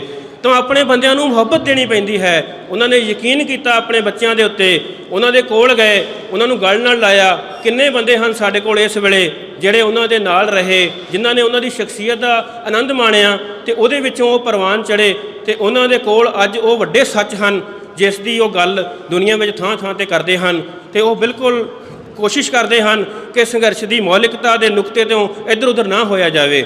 ਤਾਂ ਇੱਥੇ ਕੋਈ ਇਹੋ ਜਿਹਾ ਵੀ ਦਾਅਵਾ ਨਹੀਂ ਹੈ ਕਿ ਕੋਈ ਵਿਦਵਤਾ ਕਰਕੇ ਇੱਥੇ ਖੜ੍ਹੇ ਹਾਂ। ਇਹ ਸੇਵਾ ਹੈ, ਇਹ ਹੁਕਮ ਹੈ। ਜੇ ਸੇਵਾ ਦਾਲ ਵਰਤਾਉਣ ਦੀ ਲੱਗ ਜਾਏਗੀ ਤਾਂ ਆਪਾਂ ਖੁਸ਼ੀ ਨਾਲ ਦਾਲ ਵਰਤਾਵਾਂਗੇ, ਜੇ ਸੇਵਾ ਜੋੜਿਆਂ ਦੀ ਲੱਗ ਜਾਏਗੀ ਆਪਾਂ ਖੁਸ਼ੀ ਨਾਲ ਜੋੜੇ ਤਾਂ ਝਾੜਾਂਗੇ। ਇਹਦੇ ਵਿੱਚ ਵਿਦਵਾਨੀ ਦਾ ਕੋਈ ਕੰਮ ਨਹੀਂ ਹੈ, ਇਹ ਸਿਰਫ ਮੁਹੱਬਤ ਦੇ ਰਿਸ਼ਤੇ ਵਿੱਚ ਆਪਾਂ ਖੜ੍ਹੇ ਹਾਂ। ਤਾਂ ਇਸ ਕਰਕੇ ਜਿਹੜੀ ਇਹ ਸੱਚ ਹੈ, ਇਹ ਲੜਨ ਵਾਲਿਆਂ ਦਾ ਸੱਚ ਹੈ, ਇਹ ਵੱਖਰੀ ਤਰ੍ਹਾਂ ਨਾਲ ਹੀ ਪੇਸ਼ ਹੁੰਦਾ ਹੈ। ਇਹ ਕੋਈ ਵਿਦਵਾਨਾਂ ਦਾ ਸੱਚ ਨਹੀਂ ਹੈ। ਇਸ ਨੂੰ ਜਿਹੜੀ ਗਿਆਨ ਵਾਲੇ ਬੰਦਿਆਂ ਦੀ ਉਨੀ ਲੋੜ ਨਹੀਂ ਹੈ। ਇਹ ਜਦੋਂ ਲੜਿਆ ਜਾਣਾ ਆ, ਜਿਵੇਂ ਗੁਰਬਾਣੀ ਤੇ ਸੰਗਤ ਦੀ ਟੇਕ ਹੈ, ਤੇ ਇਹਦੇ ਸੰਗਤ ਵਿੱਚੋਂ ਨਵੇਂ ਯੋਧੇ ਆਪਣੇ ਆਪ ਪੈਦਾ ਹੋ ਜਾਣੇ ਆ। ਉਹਨਾਂ ਨੇ ਇਸ ਸੰਘਰਸ਼ ਨੂੰ ਆਪਣੇ ਆਪ ਅੱਗੇ ਲੈ ਕੇ ਜਾਣਾ ਆ, ਜੋ ਸਾਡੇ ਇਸ ਸੰਘਰਸ਼ ਦੀ ਮੌਲਿਕਤਾ ਦੇ ਵੱਡੇ ਜਿਹੜੇ ਪੱਖ ਹਨ। ਕਿਉਂਕਿ ਜਿਹੜੀ ਨਿਸ਼ਚਿਤਤਾ ਦੇ ਦਾਇਰੇ ਆ ਉਹ ਖੜੋਤਮਈ ਹੁੰਦੇ ਆ, ਤੇ ਉਹ ਖੜੋਤ ਜਿਹੜੀ ਆ ਉਹ ਆਈ ਹੋਈ ਬਹੁਤ ਸਾਰੇ ਥਾਵਾਂ 'ਤੇ ਦੇਖਦੇ ਆ। ਖਾਸ ਤੌਰ 'ਤੇ ਸਾਡਾ ਜਿਹੜਾ ਪ੍ਰਵਾਸੀ ਭਾਈਚਾਰਾ ਆ, ਉਸ ਦੇ ਵੀ ਕਈ ਥਾਵਾਂ 'ਤੇ ਇਸ ਖੜੋਤ ਦੇ ਜਿਹੜੇ ਦਰਸ਼ਨ ਹੁੰਦੇ ਆ, ਤੇ ਉਸ ਖੜੋਤ ਕਰਕੇ ਕਈ ਜਗ੍ਹਾ 'ਤੇ ਜਿਹੜੇ ਕਈ ਤਰ੍ਹਾਂ ਦੇ ਇਲਜ਼ਾਮ ਵੀ ਸਹਿਣੇ ਪੈਂਦੇ ਆ, ਤੇ ਕਈ ਤਰ੍ਹਾਂ ਦੀ ਖੁਆਰੀ ਵੀ ਜਿਹੜੀ ਪੰਥ ਨੂੰ ਉਹ ਸਹਿਣੀ ਪੈ ਰਹੀ ਆ। ਤਾਂ ਉਹ ਜਿਹੜੀ ਸਿੱਥਲਤਾ ਹੈ ਉਹ ਇਸੇ ਕਰਕੇ ਹੈ ਕਿ ਉੱਥੇ ਨਿਸ਼ਚਿਤਤਾ ਨੂੰ ਜਿਹੜਾ ਅਹਿਮ ਮੰਨਿਆ ਗਿਆ, ਤੇ ਨਿਸ਼ਚਿਤਤਾ ਦਾਇਰਿਆਂ ਵਿੱਚ ਬੰਨ੍ਹਣ ਦੀ ਗੱਲ ਕੀਤੀ ਗਈ। ਜਿਹੜੇ ਇਸ ਸੰਘਰਸ਼ ਦੀ ਮੌਲਿਕਤਾ ਹੈ ਉਹ ਇਹ ਹੈ ਕਿ ਇਹ ਸੰਘਰਸ਼ ਸੰਪੂਰਨ ਪ੍ਰਭੂ ਸੱਤਾ ਲਈ ਲੜਿਆ ਗਿਆ। ਭਾਵੇਂ ਕਿ ਪ੍ਰਭੂ ਸੱਤਾ ਦੀ ਵਿਆਖਿਆ ਰਾਜਨੀਤੀ ਸ਼ਾਸਤਰ ਵਿੱਚ ਬੜੀ ਤਰ੍ਹਾਂ ਦੀ ਹੈ, ਪਰੰਤੂ ਇੱਥੇ ਜਿਹੜਾ ਜਿਵੇਂ ਗੁਰੂ ਰਾਮਦਾਸ ਪਾਤਸ਼ਾਹ ਜੀ ਬਾਰੇ ਭੱਟ ਸਾਹਿਬਾਨ ਨੇ ਕਿਹਾ ਸੀ ਕਿ ਉਹਨਾਂ ਦੇ ਕੋਲ ਨਾਮ ਦਾ ਨੇਜਾ ਹੈ, ਜਿਸ ਦੇ ਨਾਲ ਉਹ ਭਗਤਾਂ ਨੂੰ ਵਿੰਨ੍ਹਦੇ ਤੁਰੇ ਜਾ ਰਹੇ ਨੇ ਤੇ ਆਪਣੇ ਨਾਲ ਜੋੜਦੇ ਤੁਰੇ ਜਾ ਰਹੇ ਨੇ। ਉਸ ਤਰ੍ਹਾਂ ਇਸ ਦੇ ਵਿੱਚ ਜਿਹੜੀ ਪ੍ਰਭੂ ਸੱਤਾ ਸੀ ਉਹ ਰੂਹਾਨੀ ਲੋਕਾਂ ਦੀ ਪ੍ਰਭੂ ਸੱਤਾ ਸੀ, ਤੇ ਉਹਨਾਂ ਰੂਹਾਨੀ ਲੋਕਾਂ ਨੂੰ ਹੀ ਇਸ ਸੰਘਰਸ਼ ਦੇ ਵਿੱਚ ਅਹਿਮ ਸਥਾਨ ਮਿਲਿਆ, ਜਿਨ੍ਹਾਂ ਦਾ ਗੁਰਬਾਣੀ ਦੇ ਉੱਤੇ ਨਿਸ਼ਚਾ ਸੀ, ਜਿਨ੍ਹਾਂ ਦਾ ਜੀਵਨ ਗੁਰਬਾਣੀ ਦੇ ਨਾਲ ਉੱਚਾ ਹੋ ਗਿਆ ਸੀਗਾ। ਉਹਨਾਂ ਦੇ ਹੀ ਐਕਸ਼ਨ ਵੱਡੇ ਹੋਏ ਔਰ ਉਹਨਾਂ ਨੂੰ ਹੀ ਪੰਥ ਨੇ ਅਗਵਾਈ ਦੇ ਕਾਬਿਲ ਸਮਝਿਆ। ਤੋ ਇਸ ਕਰਕੇ ਜਿਹੜਾ ਇਸ ਦੀ ਆਪਾਂ ਜਿਹੜੀ ਮੌਲਿਕਤਾ ਨੂੰ ਦੇਖਣਾ ਹੈ, ਉਹ ਇਸ ਦੇ ਭਵਿੱਖਮੁਖੀ ਜਿਹੜੇ ਐਕਸ਼ਨ ਸਨ ਜਾਂ ਭਵਿੱਖ ਦੀ ਰੂਪ ਰੇਖਾ ਸੀ, ਜਿਸ ਵੱਲ ਉਹ ਕਾਫਲਾ ਤੁਰਿਆ, ਉਹ ਹਰੇਕ ਤਰ੍ਹਾਂ ਦੀ ਖੜੋਤ ਨੂੰ ਵਿੰਨ੍ਹਦਾ ਤੁਰਿਆ ਜਾ ਰਿਹਾ ਹੈ। ਤੇ ਉਹਦੇ ਤੋਂ ਕਈ ਵਾਰ ਜਿਹੜੀਆਂ ਆਸਾਂ ਜਾਂ ਕਈ ਵਾਰ ਉਸ ਤੋਂ ਜਿਹੜੀਆਂ ਉਮੰਗਾਂ ਨੇ ਉਹ ਕੀਤੀਆਂ ਜਾ ਸਕਦੀਆਂ ਨੇ, ਪਰੰਤੂ ਜੇਕਰ ਉਹ ਖੜੋਤ ਵਿੱਚ ਹੋ ਕੇ ਹੋਣਗੀਆਂ, ਜਿਵੇਂ ਦੇ ਪਿੱਛੇ ਜੇ ਇਲਜ਼ਾਮ ਲੱਗਣੇ ਸ਼ੁਰੂ ਹੋ ਗਏ ਕਿ ਖਾਲਿਸਤਾਨ ਦੇ ਮੁੱਦੇ ਨੂੰ ਛੱਡ ਦਿੱਤਾ ਗਿਆ ਹੈ ਜਾਂ ਇਸ ਨੂੰ ਡਿਲਿਊਟ ਕਰਨ ਦੀ ਕੋਸ਼ਿਸ਼ ਕੀਤੀ ਜਾ ਰਹੀ ਹੈ, ਇਹ ਉਸੇ ਖੜੋਤਮਈ ਰੂਪ ਕਰਕੇ ਹੀ ਹੈ, ਕਿਉਂਕਿ ਕਾਫਲਾ ਤਾਂ ਲਗਾਤਾਰ ਤੁਰਿਆ ਜਾ ਰਿਹਾ ਹੈ ਤੇ ਇਹ ਕਾਫਲਾ ਨਿਰਭਉ ਨਿਰਵੈਰ ਉਹਨਾਂ ਆਦਰਸ਼ਾਂ 'ਤੇ ਹੀ ਲਗਾਤਾਰ ਤੁਰ ਰਿਹਾ ਹੈ। ਤੋ ਕੁਝ ਚੀਜ਼ਾਂ ਨੂੰ ਮੈਂ ਸੰਬੋਧਿਤ ਹੋਣਾ ਚਾਹੁੰਦਾ ਸੀਗਾ, ਕਿਉਂਕਿ ਅਸੀਂ ਭਾਈ ਸੁਰਿੰਦਰਪਾਲ ਸਿੰਘ ਹੋਣਾ ਦੇ ਸੰਬੰਧ ਦੇ ਵਿੱਚ ਇੱਥੇ ਜੁੜੇ ਹੋਏ ਹਾਂ ਤੇ ਉਹਨਾਂ ਦੇ ਸੰਪਰਕ ਕਰਕੇ ਜਿਹੜੀਆਂ ਚੀਜ਼ਾਂ ਉਸ ਵੇਲੇ ਉਭਰੀਆਂ ਤੇ ਉਹਨਾਂ ਦੇ ਹਵਾਲੇ ਨਾਲ ਗੱਲ ਕਰਨ ਦੀ ਲੋੜ ਹੈ। ਬਹੁਤ ਸਾਰੀਆਂ ਚੀਜ਼ਾਂ ਉੱਥੋਂ ਦੁਬਾਰਾ ਸ਼ੁਰੂ ਹੋ ਰਹੀਆਂ ਨੇ ਤੇ ਉਹਦੇ ਵਿੱਚ ਕਈ ਤਰ੍ਹਾਂ ਦੇ ਐਸੇ ਰੂਪ ਆ ਗਏ ਨੇ ਜਿਹੜੇ ਭਟਕਣ ਪੈਦਾ ਕਰ ਰਹੇ ਨੇ, ਤੇ ਸਾਡੇ ਲਈ ਹਰ ਇੱਕ ਤਰ੍ਹਾਂ ਦੀ ਚੀਜ਼ ਤੋਂ ਆਜ਼ਾਦ ਹੋ ਕੇ ਇਸ ਸੰਘਰਸ਼ ਨੂੰ ਨਵੇਂ ਸਿਰੇ ਤੋਂ ਦੇਖਣ ਦਾ ਵੇਲਾ ਵੀ ਹੈ। ਤੋ ਜਿਹੜੇ ਮੌਜੂਦਾ ਹਾਲਾਤ ਨੇ ਇਹ ਅਚਾਨਕ ਨਹੀਂ ਪੈਦਾ ਹੋਏ, ਇਹ ਸਾਰੇ ਮੌਜੂਦਾ ਹਾਲਾਤ ਸਾਡੇ ਵੱਡੇ ਆਗੂਆਂ ਦੇ ਕਿਰਦਾਰ ਵਿੱਚ ਨੁਕਸ ਪੈਣ ਕਰਕੇ ਹੋਏ, ਜਿਹੜੇ ਉਸ ਵੇਲੇ ਰਾਜਨੀਤਿਕ ਵਿਵਸਥਾ ਦੇ ਵਿੱਚ ਆਗੂ ਸਨ। ਉਹਨਾਂ ਲੋਕਾਂ ਦੇ ਉੱਤੇ ਟੇਕ ਰੱਖੀ ਗਈ। ਅਸੀਂ ਦੋ ਤਰ੍ਹਾਂ ਦੇ ਬੰਦਿਆਂ 'ਤੇ ਟੇਕ ਰੱਖਣ ਦੀ ਕੋਸ਼ਿਸ਼ ਕੀਤੀ ਹੈ ਸੰਘਰਸ਼ ਤੋਂ ਬਾਅਦ, ਜਦੋਂ ਸੰਘਰਸ਼ ਵੱਡੇ ਰੂਪ ਵਿੱਚ ਜਿਹੜਾ ਲੜਿਆ ਜਾ ਰਿਹਾ ਸੀਗਾ। ਉਸ ਤੋਂ ਬਾਅਦ ਜਦੋਂ 92-95 ਦੀ ਗੱਲ ਆਉਂਦੀ ਹੈ ਤਾਂ ਉਸ ਤੋਂ ਬਾਅਦ ਅਸੀਂ ਰਾਜਨੀਤਿਕ ਲੋਕਾਂ ਦੇ ਉੱਪਰ ਟੇਕ ਰੱਖੀ, ਜਿਨ੍ਹਾਂ ਲੋਕਾਂ ਦੀ ਜ਼ਿੰਦਗੀ ਵਿੱਚ ਖੜੋਤ ਹੋਣ ਕਰਕੇ ਜਾਂ ਜਿਨ੍ਹਾਂ ਜ਼ਿੰਦਗੀ ਦੇ ਵਿੱਚੋਂ ਗੁਰਮਤਿ ਦਾ ਉਹ ਸੱਚ ਘਟ ਜਾਣ ਕਰਕੇ, ਕਿਰ ਜਾਣ ਕਰਕੇ ਉਹਨਾਂ ਨੇ ਸਾਨੂੰ ਖੁਆਰੀ ਵਿੱਚ ਸੁੱਟਿਆ ਹੈ। ਤੋ ਇਸ ਕਰਕੇ ਇਹ ਜਿਹੜੇ ਮੌਜੂਦਾ ਹਾਲਾਤ ਆ, ਇਹ ਸਾਰੇ ਹਾਲਾਤ ਅਮਲ ਕਰਕੇ ਹੋਏ ਆ ਤੇ ਸਹਿਜੇ ਸਹਿਜੇ ਹੋਏ ਆ। ਇਸ ਕਰਕੇ ਇਹਨਾਂ ਨੂੰ ਉੱਚਾ ਚੁੱਕਣ ਲਈ ਦੁਬਾਰਾ ਤੋਂ ਅਮਲ ਦੀ ਲੋੜ ਹੈ। ਇਹ ਜਿਹੜਾ ਅਚਾਨਕ ਕੋਈ ਵਾਪਰਦਾ ਹੈ, ਗੁਲਾਮੀ ਵੀ ਅਚਾਨਕ ਨਹੀਂ ਆਉਂਦੀ।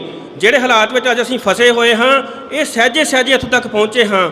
ਸਹਿਜੇ ਸਹਿਜੇ ਹੀ ਅਸੀਂ ਰਾਜ ਸਿਰਜਿਆ ਸੀ, ਸਹਿਜੇ ਸਹਿਜੇ ਉਹ ਰਾਜ ਗਿਆ ਤੇ ਉਸ ਤੋਂ ਬਾਅਦ ਲੰਮਾ ਅਰਸਾ ਅਸੀਂ ਖਾਸ ਤਰ੍ਹਾਂ ਦੇ ਪ੍ਰਭਾਵਾਂ ਹੇਠ ਰਹੇ ਤੇ ਸਹਿਜੇ ਸਹਿਜੇ ਸਾਡੇ ਆਗੂਆਂ ਦੇ ਕਿਰਦਾਰ ਵਿੱਚੋਂ ਉਹ ਵੱਡੀਆਂ ਚੀਜ਼ਾਂ ਕਿਰ ਗਈਆਂ ਜਿਨ੍ਹਾਂ ਦੀ ਉਹਨਾਂ ਤੋਂ ਆਸ ਕੀਤੀ ਜਾਂਦੀ ਸੀ। ਇਸ ਕਰਕੇ ਇਹ ਸਾਰਾ ਕੁਝ ਨਵੇਂ ਸਿਰੇ ਤੋਂ ਸਾਨੂੰ ਦੇਖਣਾ ਪਏਗਾ। ਤੇ ਇਸ ਸੰਘਰਸ਼ ਦੀ ਮੌਲਿਕਤਾ ਇਸ ਗੱਲ ਵਿੱਚ ਵੀ ਹੈ ਕਿ ਇਸ ਸੰਘਰਸ਼ ਲੜਨ ਵਾਲਿਆਂ ਨੂੰ ਪਤਾ ਸੀ ਕਿ ਸਾਨੂੰ ਜਿਹੜੀ ਚੀਜ਼ ਦੀ ਲੋੜ ਹੈ, ਜੋ ਅਸੀਂ ਪ੍ਰਭੂ ਸੱਤਾ ਜਾਂ ਆਜ਼ਾਦੀ ਚਾਹੁੰਦੇ ਹਾਂ, ਉਹ ਜੰਗ ਨਾਲ ਮਿਲਣੀ ਹੈ। ਤੇ ਜੰਗ ਕੋਈ ਅਚਾਨਕ ਲੜੇ ਜਾਣ ਵਾਲਾ, ਅਚਾਨਕ ਕੀਤੇ ਜਾਣ ਵਾਲਾ ਕੰਮ ਨਹੀਂ ਹੁੰਦਾ। ਇਸ ਲਈ ਵੱਡੀ ਤਿਆਰੀ ਦੀ ਲੋੜ ਹੁੰਦੀ ਹੈ। ਇਸ ਲਈ ਆਪਣੇ ਲੋਕਾਂ ਨੂੰ ਤਿਆਰ ਕਰਨਾ ਪੈਂਦਾ ਹੈ। ਇਸ ਲਈ ਕਈ ਕਿਸਮ ਦਾ ਸਮਾਨ ਤਿਆਰ ਕਰਨਾ ਪੈਂਦਾ ਹੈ ਤੇ ਇਸ ਨੂੰ ਸਾਰੇ ਕੁਝ ਨੂੰ ਗੁਪਤ ਤੌਰ 'ਤੇ ਕਰਨ ਦੀ ਲੋੜ ਹੁੰਦੀ ਹੈ। ਪਰੰਤੂ ਇਹ ਡਿਮਾਂਡ ਕੀਤੀ ਜਾਂਦੀ ਹੈ ਕਿ ਤੁਸੀਂ ਆਪਣੀ ਸਾਰੀ ਸਟ੍ਰੈਟਜੀ ਸੋਸ਼ਲ ਮੀਡੀਆ 'ਤੇ ਰੱਖੋ ਤੇ ਉੱਥੇ ਫਿਰ ਇਸ ਤਰ੍ਹਾਂ ਦੀ ਗੱਲ ਦੀ ਜਿਹੜੀ ਡਿਮਾਂਡ ਹੈ ਉਹ ਉਸ ਵੱਡੇ ਨਿਸ਼ਾਨੇ ਨੂੰ ਭਟਕਾਉਣ ਵਾਸਤੇ ਕੀਤੀ ਜਾ ਰਹੀ ਹੈ। ਤੋ ਜਿਹੜੀ ਇਸ ਸੰਘਰਸ਼ ਦੀ ਮੌਲਿਕਤਾ ਹੈ, ਉਹਦੇ ਲਈ ਜਿਸ ਤਰ੍ਹਾਂ ਦੀ ਤਿਆਰੀ ਚਾਹੀਦੀ ਹੈ, ਉਹ ਆਪ ਜੀ ਨੂੰ ਸਭ ਨੂੰ ਪਤਾ ਹੈ ਕਿ ਜੇਕਰ ਅਸੀਂ ਆਪਣਾ ਸਾਰਾ ਕੁਝ ਸੋਸ਼ਲ ਮੀਡੀਆ 'ਤੇ ਲੈ ਜਾਵਾਂਗੇ ਤਾਂ ਫਿਰ ਕਿਸੇ ਕਿਸਮ ਦੀ ਵੀ ਜਿਹੜੀ ਆ ਉਹ ਹੋਰ ਗੱਲ ਦੁਸ਼ਮਣ ਨੂੰ ਕਰਨ ਦੀ ਲੋੜ ਨਹੀਂ ਪਏਗੀ। ਇਹ ਤਾਂ ਸਾਰਾ ਇਸ ਸੰਘਰਸ਼ ਨੂੰ ਫੇਲ ਕਰਨ ਵਾਲੀ ਡਿਮਾਂਡ ਹੈ, ਜਿਹਦੇ ਵਿੱਚ ਹਰ ਇੱਕ ਗੱਲ ਨੂੰ ਸੋਸ਼ਲ ਮੀਡੀਆ 'ਤੇ ਲਿਜਾਇਆ ਜਾ ਰਿਹਾ ਹੈ। ਤੋ ਇਹਦੇ ਵਿੱਚ ਜਿਹੜੀ ਸਾਨੂੰ ਪਤਾ ਹੈ ਵੀ ਜਿਹੜੀ ਸਾਨੂੰ ਕੰਮ ਕਰਨ ਦੀ ਲੋੜ ਆ, ਜਦੋਂ ਉਹ ਕੰਮ ਕਰਨ ਦਾ ਵੇਲਾ ਆਏਗਾ ਤੇ ਉਸੇ ਤਰੀਕੇ ਨਾਲ ਹੀ ਹੋਣਾ ਆ, ਕਿਉਂਕਿ ਇਹ ਵੱਡੀ ਚੀਜ਼ ਹੈ ਤੇ ਵੱਡੀ ਚੀਜ਼ ਨੇ ਕਿਸੇ ਵੱਡੇ ਤਰੱਦਦ ਨਾਲ ਹੀ ਹਾਸਲ ਹੋਣਾ ਹੈ। ਤੋ ਸਾਨੂੰ ਜਿਹੜਾ ਆ ਉਹ ਕੁਝ ਚੀਜ਼ਾਂ ਨਾਲ ਸਹਿਜ ਰੂਪ ਵਿੱਚ ਨਜਿੱਠਣ ਦੀ ਲੋੜ ਹੈ। ਤੇ ਜਿਹੜੀਆਂ ਇਸ ਤਰ੍ਹਾਂ ਦੀਆਂ ਮੰਗ ਆ ਜਾਂਦੀਆਂ ਨੇ ਕਿਸੇ ਵੇਲੇ, ਇਹ ਸਾਨੂੰ ਜਿਹੜੀ ਜੰਗ ਦੀ ਤਿਆਰੀ ਆ, ਜਿਸ ਤਰ੍ਹਾਂ ਸਾਡਿਆਂ ਪਹਿਲਿਆਂ ਬੰਦਿਆਂ ਨੇ ਕੀਤੀ, ਉਸ ਤਰ੍ਹਾਂ ਹੀ ਕਰਨ ਦੀ ਲੋੜ ਹੈ। ਉਸ ਨੂੰ ਇਸ ਤਰ੍ਹਾਂ ਦੀਆਂ ਮੰਗਾਂ ਦੇ ਸਾਹਮਣੇ ਰੱਖ ਕੇ ਅਸੀਂ ਉਹ ਜਿਹੜਾ ਤਾਰਪੀਡੋ ਨਹੀਂ ਕਰ ਸਕਦੇ ਜਾਂ ਉਹ ਤੋਂ ਇੱਧਰ ਉੱਧਰ ਨਹੀਂ ਹੋ ਸਕਦੇ, ਉਹ ਲਗਾਤਾਰ ਤੁਰਦੀ ਜਾਣੀ ਹੈ। ਤਾਂ ਮੈਂ ਇਸ ਚੀਜ਼ ਨੂੰ ਇੱਕ ਹੋਰ ਤਰੀਕੇ ਨਾਲ ਆਪ ਜੀ ਨਾਲ ਸਾਂਝਾ ਕਰਨਾ ਚਾਹੁੰਦਾ ਕਿ ਪੰਥ ਦੇ ਵਿੱਚ ਸਾਡੇ ਕੋਲ ਗੁਰੂ ਮਹਾਰਾਜ ਦਾ ਬਖਸ਼ਿਸ਼ ਕੀਤਾ ਹੋਇਆ 3 ਪਰਤੀ ਨਿਜ਼ਾਮ ਹੈ, ਜਿਹਦੇ ਵਿੱਚ ਮਹਾਰਾਜ ਜੀ ਨੇ ਸਾਡੇ ਸਾਹਮਣੇ ਇੱਕ ਪਰਤ ਦੇ ਵਿੱਚ ਰੂਹਾਨੀ ਤੌਰ ਤੇ ਉੱਚੀਆਂ ਸ਼ਖਸੀਅਤਾਂ ਦਾ ਜਿਹੜਾ ਉਹ ਪ੍ਰਬੰਧ ਰੱਖਿਆ। ਉਸ ਦੇ ਨਾਲ ਇੱਕ ਜੰਗਜੂ ਕਿਸਮ ਦੇ ਕਹਿ ਲਓ ਕਿ ਜੰਗਜੂ ਜੁਝਾਰੂਆਂ ਦੀ ਫੌਜ ਦੀ ਇੱਕ ਪਰਤ ਹੈ, ਤੇ ਇੱਕ ਪਰਤ ਜਿਹੜੀ ਹੈ ਉਹ ਉਸ ਸਾਰੇ ਪ੍ਰਬੰਧ ਨੂੰ ਨਿਜ਼ਾਮ ਦੇ ਰੂਪ ਵਿੱਚ ਢਾਲਣ ਲਈ, ਜਿਸ ਨੂੰ ਅਸੀਂ ਰਾਜਸੀ ਜਾਂ ਐਗਜ਼ੈਕਟਿਵ ਬੋਡੀ ਕਹਿ ਸਕਦੇ ਹਾਂ, ਉਸ ਤਰ੍ਹਾਂ ਦੀ ਇੱਕ ਪਰਤ ਹੈ। ਤੇ ਇਹ ਤਿੰਨੇ ਪਰਤਾਂ ਹੀ ਖਾਲਸਾ ਜੀ ਦੇ ਉਸ ਸੰਘਰਸ਼ ਦਾ ਅਸਰ ਰੂਪ ਹਨ ਜਾਂ ਉਹਦਾ ਸਾਰ ਰੂਪ ਹਨ। ਜੇਕਰ ਅਸੀਂ ਇਹਨਾਂ ਤਿੰਨਾਂ ਦੇ ਵਿੱਚੋਂ ਕਿਸੇ ਇੱਕ ਦੇ ਉੱਪਰ ਵੀ ਵੱਧ ਟੇਕ ਰੱਖਾਂਗੇ ਤੇ ਦੂਸਰੀ ਨੂੰ ਘੱਟ ਕਰਾਂਗੇ ਤਾਂ ਫਿਰ ਇਹ ਬੈਲੈਂਸ ਵਿਗੜ ਜਾਏਗਾ, ਸੰਤੁਲਨ ਵਿਗੜ ਜਾਏਗਾ। ਤੋ ਜਿਹੜੀ ਪਿਛਲੇ ਸਮੇਂ ਵਿੱਚ ਆਪਾਂ ਕਵਾਇਦ ਕੀਤੀ ਹੈ ਉਹਦੇ ਵਿੱਚ ਇਹੀ ਤੁਹਾਨੂੰ ਨਜ਼ਰ ਆਏਗਾ, ਜਿਸ ਵਿੱਚ ਬਾਰ-ਬਾਰ ਇਹ ਕਿਹਾ ਜਾ ਰਿਹਾ ਕਿ ਜਿਹੜੀਆਂ ਰੂਹਾਨੀ ਤੌਰ ਤੇ ਉੱਚੀਆਂ ਸ਼ਖਸੀਅਤਾਂ ਹਨ, ਕਰਨੀ ਦੇ ਤੌਰ ਤੇ ਉੱਚੀਆਂ ਸ਼ਖਸੀਅਤਾਂ ਹਨ, ਉਹਨਾਂ ਦਾ ਇੱਕ ਜਥਾ ਸਿਰਮੌਰ ਰੂਪ ਵਿੱਚ ਉੱਪਰ ਹੋਣਾ ਚਾਹੀਦਾ ਹੈ, ਜਿਹੜੇ ਦੂਰ ਦ੍ਰਿਸ਼ਟੀ ਦੇ ਨਾਲ ਸਾਰਾ ਕੁਝ ਵਿਚਾਰ ਸਕਦੇ ਹਨ ਤੇ ਆਪਣੇ ਰੂਹਾਨੀ ਸੱਚ ਦੇ ਨਾਲ ਜੋੜ ਕੇ ਆਪਣੀਆਂ ਮੌਜੂਦਾ ਲੋੜਾਂ ਨੂੰ ਜਿਹੜਾ ਉਹ ਵਿਆਖਿਆ ਦੇ ਸਕਦੇ ਹਨ। ਤੇ ਜਿਹੜੇ ਇਹਨਾਂ ਦੋ ਧਿਰਾਂ ਦੇ ਵਿੱਚ ਜਿਹੜਾ ਉਹ ਕਹਿ ਲਓ ਕਿ ਹਰ ਵੇਲੇ ਉਹ ਵਿਚੋਲੇ ਦੀ ਭੂਮਿਕਾ ਵਿੱਚ ਵੀ ਹੋਣਗੇ, ਕਿਉਂਕਿ ਜਿਹੜੇ ਜੁਝਾਰੂ ਹਨ, ਇੱਕ ਸਿੰਘ ਨੂੰ ਪੁੱਛਿਆ ਗਿਆ ਕਿ ਜਦੋਂ ਜਿਸ ਖਾਲਸਾ ਰਾਜ ਲਈ ਆਪਾਂ ਲੜ ਰਹੇ ਹਾਂ, ਜਦੋਂ ਉਹ ਖਾਲਸਾ ਰਾਜ ਪ੍ਰਾਪਤ ਹੋ ਗਿਆ ਤਾਂ ਫਿਰ ਆਪਾਂ ਕੀ ਕਰਾਂਗੇ? ਤਾਂ ਉਹ ਸਿੰਘ ਦਾ ਜਵਾਬ ਸੀ ਕਿ ਤਾਕਤ ਆਉਣ ਨਾਲ ਹਮੇਸ਼ਾ ਬੰਦਿਆਂ ਦੇ ਜਿਹੜੇ ਦਿਮਾਗ ਉਹ ਵਿਗੜ ਜਾਇਆ ਕਰਦੇ ਨੇ। ਅਸੀਂ ਫਿਰ ਜੇ ਉਹ ਆਪਣੇ ਅਕੀਦੇ ਤੋਂ ਭਟਕਣਗੇ, ਜੇਕਰ ਉਹ ਖਾਲਸਾ ਰਾਜ ਨੂੰ ਖਾਲਸਾਈ ਤਰੀਕੇ ਨਾਲ ਨਹੀਂ ਚਲਾਉਣਗੇ ਤਾਂ ਫਿਰ ਅਸੀਂ ਉਹਨਾਂ ਨਾਲ ਸੰਘਰਸ਼ ਕਰਾਂਗੇ। ਤੋ ਇਸ ਕਰਕੇ ਜਿਹੜੇ ਬੰਦਿਆਂ ਨੇ ਰਾਜ ਨੂੰ ਐਗਜ਼ੀਕਿਊਟ ਕਰਨਾ ਹੁੰਦਾ, ਜਿਨ੍ਹਾਂ ਨੂੰ ਆਪਾਂ ਮੌਜੂਦਾ ਸਮੇਂ ਦੀ ਬੋਲੀ ਦੇ ਵਿੱਚ ਰਾਜਸੀ ਲੋਕ ਕਹਿ ਦਿੰਦੇ ਆ, ਉਹਨਾਂ ਦੇ ਉੱਪਰ ਸੰਘਰਸ਼ਸ਼ੀਲ ਲੋਕਾਂ ਦਾ ਦਬਾਅ ਹੋਣਾ ਚਾਹੀਦਾ ਹੈ ਤੇ ਸੰਘਰਸ਼ੀ ਯੋਧਿਆਂ ਦੇ ਉੱਪਰ ਰੂਹਾਨੀ ਸ਼ਖਸੀਅਤਾਂ ਦਾ ਦਬਾਅ ਹੋਵੇਗਾ, ਤਾਂ ਹੀ ਇੱਕ ਸੰਤੁਲਨ ਦੇ ਵਿੱਚ ਇਹ ਜਿਹੜਾ ਸੰਘਰਸ਼ ਉਹ ਅੱਗੇ ਚੱਲ ਸਕਦਾ ਹੈ। ਤੋ ਇਸ ਸੰਘਰਸ਼ ਦੇ ਦੌਰਾਨ ਵੀ ਜਿਹੜੀਆਂ ਉੱਚੀਆਂ ਸ਼ਖਸੀਅਤਾਂ ਸਨ, ਨਾਮ ਬਾਣੀ ਕਰਕੇ ਜਾਂ ਆਪਣੀ ਦੂਰਦ੍ਰਿਸ਼ਟੀ ਕਰਕੇ, ਸੂਝ ਕਰਕੇ ਉਹਨਾਂ ਦਾ ਕੁੰਡਾ ਰਿਹਾ ਤੇ ਬਹੁਤ ਹੀ ਉੱਤਮ, ਬਹੁਤ ਹੀ ਸੁਲਝੇ ਹੋਏ ਵੱਡੇ ਐਕਸ਼ਨ ਵੀ ਹੋਏ, ਸੰਘਰਸ਼ ਲੜਿਆ ਗਿਆ। ਸੰਤਾਂ ਦੇ ਆਮਦ ਦੇ ਨਾਲ ਇੱਕ ਖਾਸ ਤਰ੍ਹਾਂ ਦੀ ਕੇਂਦਰੀ ਅਗਵਾਈ ਸੀ, ਇੱਕ ਨਿਊਕਲੀਅਸ ਸੀ ਜਿਸ ਤੋਂ ਸਾਰਾ ਕੁਝ ਚੱਲ ਰਿਹਾ ਸੀ। ਸੰਤਾਂ ਦੀ ਸ਼ਹਾਦਤ ਤੋਂ ਬਾਅਦ ਇੱਕ ਖਲਾਅ ਪੈਦਾ ਹੋਇਆ ਜਿਸ ਨੂੰ ਭਰਿਆ ਇਹਨਾਂ ਵੱਡੀਆਂ ਸ਼ਖਸੀਅਤਾਂ ਨੇ, ਜਿਨ੍ਹਾਂ ਨੂੰ ਆਪਾਂ ਜਰਨੈਲ ਕਹਿੰਦੇ ਆ, ਜਿਨ੍ਹਾਂ ਨੂੰ ਆਪਾਂ ਵੱਡੇ ਆਗੂ ਕਹਿੰਦੇ ਆ, ਤੇ ਉਹਨਾਂ ਦੀ ਅਗਵਾਈ ਦੇ ਵਿੱਚ ਜਿਹੜਾ ਕੰਮ ਚੱਲਿਆ, ਜਦੋਂ ਉਹ ਅਗਵਾਈ ਪਾਸੇ ਹੋਈ ਤਾਂ ਉਸ ਵੇਲੇ ਇੱਕ ਫੇਰ ਖੰਡਿਆਰ ਆਈ, ਇੱਕ ਜਿਹੜੀ ਆਸੇ-ਪਾਸੇ ਜਿਹੜਾ ਖਲਾਰਾ ਸੀਗਾ ਉਸ ਨੂੰ ਸਮੇਟਣ ਲਈ ਫਿਰ ਨਵੇਂ ਸਿਰੇ ਤੋਂ ਭਾਈ ਸੁਰਿੰਦਰਪਾਲ ਸਿੰਘ ਹੋਰਾਂ ਵਰਗੇ ਬੰਦੇ ਕੇਂਦਰ ਵਿੱਚ ਆਏ, ਜਿਨ੍ਹਾਂ ਨੇ ਉਸ ਨੂੰ ਆਰਗੇਨਾਈਜ਼ ਕੀਤਾ ਤੇ ਉਹਦੇ ਵਿੱਚ ਉਹ ਸੰਸਥਾਵਾਂ ਖੜੀਆਂ ਕੀਤੀਆਂ ਜਿਨ੍ਹਾਂ ਦੀ ਲੋੜ ਸੀ, ਜਿਹਨੇ ਸਾਰੇ ਕੁਝ ਨੂੰ ਸੂਤਰਬੱਧ ਕਰਨਾ ਸੀ। ਤੋ ਇਹ ਜਿਹੜਾ ਇਹਦੇ ਵਿੱਚ ਵੀ ਉਹ ਨਿਸ਼ਾਨਾ ਸੀ। ਤੇ ਪਿਛਲੇ ਲੰਮੇ ਅਰਸੇ ਤੋਂ ਜਿਹੜਾ ਭਾਈ ਸੁਰਿੰਦਰਪਾਲ ਸਿੰਘ ਦੀ ਨੇੜਤਾ ਵਿੱਚ ਵਿਚਰਨ ਵਾਲੇ ਸਿੰਘਾਂ ਵੱਲੋਂ ਕੰਮ ਕੀਤੇ ਗਏ ਨੇ, ਉਹਦੇ ਵਿੱਚ ਇਹ ਚੀਜ਼ ਕੰਮ ਕਰਦੀ ਨਜ਼ਰ ਆਉਂਦੀ ਹੈ, ਜਿਹਦੇ ਵਿੱਚ ਆਪਾਂ ਉਹ ਸਾਰੀਆਂ ਐਕਟੀਵਿਟੀਜ਼ ਕੀਤੀਆਂ ਨੇ ਜਿਹਦੇ ਵਿੱਚ ਪੰਥ ਨੂੰ ਉਹ ਦੁਬਾਰਾ ਗੁਰਮਤਿ ਵਾਲੀ ਪਰੰਪਰਾ ਨੂੰ ਜਾਂ ਗੁਰਮਤਿ ਦੀ ਜਿਹੜੀ ਸੰਸਥਾ ਆ ਉਸ ਨੂੰ ਰਿਵਾਈਵ ਕਰਨ ਦੇ ਲਈ ਇੱਕ ਐਗਜ਼ਾਮਪਲ ਸੈੱਟ ਕਰਕੇ ਆਪਾਂ ਅਮਲ ਦੇ ਵਿੱਚ ਲਿਆਂਦੀ ਹੈ ਕਿ ਇਸ ਤਰ੍ਹਾਂ ਪੰਥ ਇਕੱਠਾ ਹੋਵੇ ਤੇ ਵੱਡੀਆਂ ਫੈਸਲਿਆਂ ਦੇ, ਕਿਉਂਕਿ ਜਿਹੜੀਆਂ ਦੂਸਰੀਆਂ ਜੇ ਕਹਿ ਲਓ ਕਿ ਜਮਾਤਾਂ ਹਨ ਉਹਨਾਂ ਦੇ ਕੋਲ ਡੈਮੋਕ੍ਰੇਸੀ ਹੋਰ ਕਈ ਤਰ੍ਹਾਂ ਦੇ ਰੂਪ ਹਨ, ਪਰੰਤੂ ਖਾਲਸੇ ਦਾ ਉਹਨਾਂ ਰੂਪਾਂ ਦੇ ਨਾਲ ਸਰਦਾ ਨਹੀਂ ਹੈ। ਇਸ ਕਰਕੇ ਖਾਲਸੇ ਨੂੰ ਆਪਣੀਆਂ ਰਵਾਇਤਾਂ ਦੁਬਾਰਾ ਤੋਂ ਜਿਉਂਦੀਆਂ ਕਰਨੀਆਂ ਪੈਣੀਆਂ ਹਨ, ਜਿਨ੍ਹਾਂ ਦੀ ਪ੍ਰੈਕਟਿਸ ਸਾਡੇ ਅਮਲ ਵਿੱਚੋਂ ਲਾਂਭੇ ਹੋਈ ਹੈ। ਤੇ ਜਦੋਂ ਅਸੀਂ ਇਹ ਪਿਛਲੇ ਲੰਬੇ ਅਰਸੇ ਤੋਂ ਇਹ ਕੁਝ ਕਰ ਰਹੇ ਸੀਗੇ ਤਾਂ ਉਸ ਵੇਲੇ ਹੀ ਜਿਹੜੇ ਬੰਦਿਆਂ ਦੀ ਮੈਂ ਪਹਿਲਾਂ ਗੱਲ ਕਰਕੇ ਹਟਿਆ ਉਹਨਾਂ ਵੱਲੋਂ ਹਮਲਾ ਸ਼ੁਰੂ ਕੀਤਾ ਗਿਆ ਕਿ ਇਹ ਜਿਹੜਾ ਅਸਲੀ ਨਿਸ਼ਾਨਾ ਹੈ ਉਸ ਤੋਂ ਬਦਲਣ ਦੀ ਕਵਾਇਦ ਹੈ। ਇਹ ਬਿਲਕੁਲ ਇਸ ਤਰ੍ਹਾਂ ਦੀ ਗੱਲ ਨਹੀਂ ਸੀ। ਇਹ ਉਸ ਨਿਸ਼ਾਨੇ ਦੀ ਪ੍ਰਾਪਤੀ ਨੂੰ ਸਰਲ ਕਰਨ ਦੇ ਲਈ ਉਹ ਸਾਰੇ ਰਾਹ ਪੱਧਰੇ ਕੀਤੇ ਜਾ ਰਹੇ ਸਨ। ਆਪਣੇ ਲੋਕਾਂ ਨੂੰ ਤਿਆਰ ਕੀਤਾ ਜਾ ਰਿਹਾ ਹੈ, ਆਪਣੇ ਲੋਕਾਂ ਦੇ ਵਿੱਚ ਜਿਹੜੀ ਫੈਸਲੇ ਲੈਣ ਦੀ ਸ਼ਕਤੀ ਹੈ ਉਸ ਨੂੰ ਉਭਾਰਿਆ ਜਾ ਰਿਹਾ ਹੈ, ਤਾਂ ਕਿ ਸੰਗਤ ਸਮੂਹਿਕ ਰੂਪ ਵਿੱਚ ਆਪਣੀ ਨੁਮਾਇੰਦਗੀ ਦੇ ਰੂਪ ਵਿੱਚ ਪੰਥ ਦੇ ਵੱਡੇ ਫੈਸਲਿਆਂ ਨੂੰ ਕਰਨ ਦੇ ਸਮਰੱਥ ਹੋ ਸਕੇ।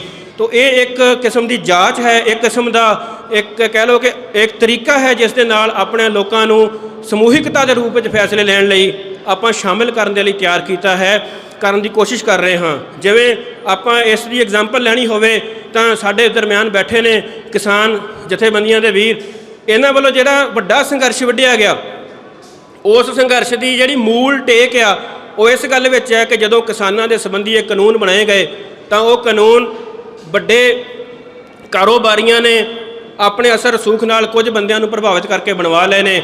ਉਹਦੇ ਵਿੱਚ ਜਿਹੜੇ ਆਮ ਲੋਕ ਹੈ ਉਹਨਾਂ ਦੀ ਸ਼ਮੂਲੀਅਤ ਨਹੀਂ ਹੈ ਤੇ ਆਮ ਲੋਕਾਂ ਦੇ ਹਿੱਤੋਂ ਚੱਖੋਂ ਓਹਲੇ ਹੋਏ ਨੇ।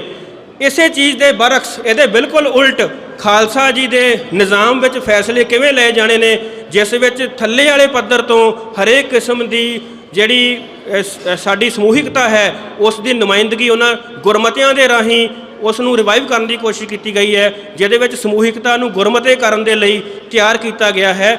ਇਹ ਉਸ ਸੰਘਰਸ਼ ਦੀ ਮੌਲਿਕਤਾ ਨੂੰ ਅੱਗੇ ਲੈ ਕੇ ਜਾਣ ਵਾਲੀ ਗੱਲ ਸੀ, ਜਿਸ ਨੂੰ ਸਮਝਿਆ ਨਹੀਂ ਗਿਆ ਤੇ ਕਿਸੇ ਹੋਰ ਡਰ ਕਰਕੇ, ਜਿਵੇਂ ਮੈਂ ਦੱਸਿਆ ਕਿ ਬੰਦਿਆਂ ਦੇ ਮਨਾਂ ਦੇ ਉੱਤੇ ਬਹੁਤ ਸਾਰੇ ਡਰ ਨੇ, ਉਹ ਨਿਰਭਉ ਨਿਰਵੈਰ ਨਹੀਂ ਹੋ ਸਕੇ ਤੇ ਉਹਨਾਂ ਡਰਾਂ ਕਰਕੇ ਉਹਨਾਂ ਵੱਲੋਂ ਕਈ ਕਿਸਮ ਦੇ ਜਿਹੜੇ ਇਲਜ਼ਾਮ ਨੇ ਉਹਨਾਂ ਦੀ ਵਾਛੜ ਕੀਤੀ ਗਈ। ਭਾਵੇਂ ਕਿ ਆਪਾਂ ਨੂੰ ਕੋਈ ਕਿਸੇ ਨੂੰ ਸਪਸ਼ਟੀਕਰਨ ਦੇਣ ਦੀ ਲੋੜ ਨਹੀਂ ਵੀ ਸੀ, ਪਰੰਤੂ ਕਿਉਂਕਿ ਇੱਕ ਖਾਸ ਮੌਕੇ 'ਤੇ ਆਪਾਂ ਇਕੱਤਰ ਹੋਏ ਹਾਂ, ਜਿਹੜੀਆਂ ਭਵਿੱਖਬਾਣੀਆਂ ਭਾਈ ਸੁਰਿੰਦਰਪਾਲ ਸਿੰਘ ਜੀ ਨੇ ਕੀਤੀਆਂ ਸਨ ਉਹ ਸਾਨੂੰ ਅੱਖਰ ਅੱਖਰ ਸੱਚ ਹੁੰਦੀਆਂ ਦਿਸ ਰਹੀਆਂ ਨੇ ਤੇ ਇਸ ਦੀ ਗਵਾਹੀ ਸਾਡੇ ਦਰਮਿਆਨ ਮੌਜੂਦ ਹੈ।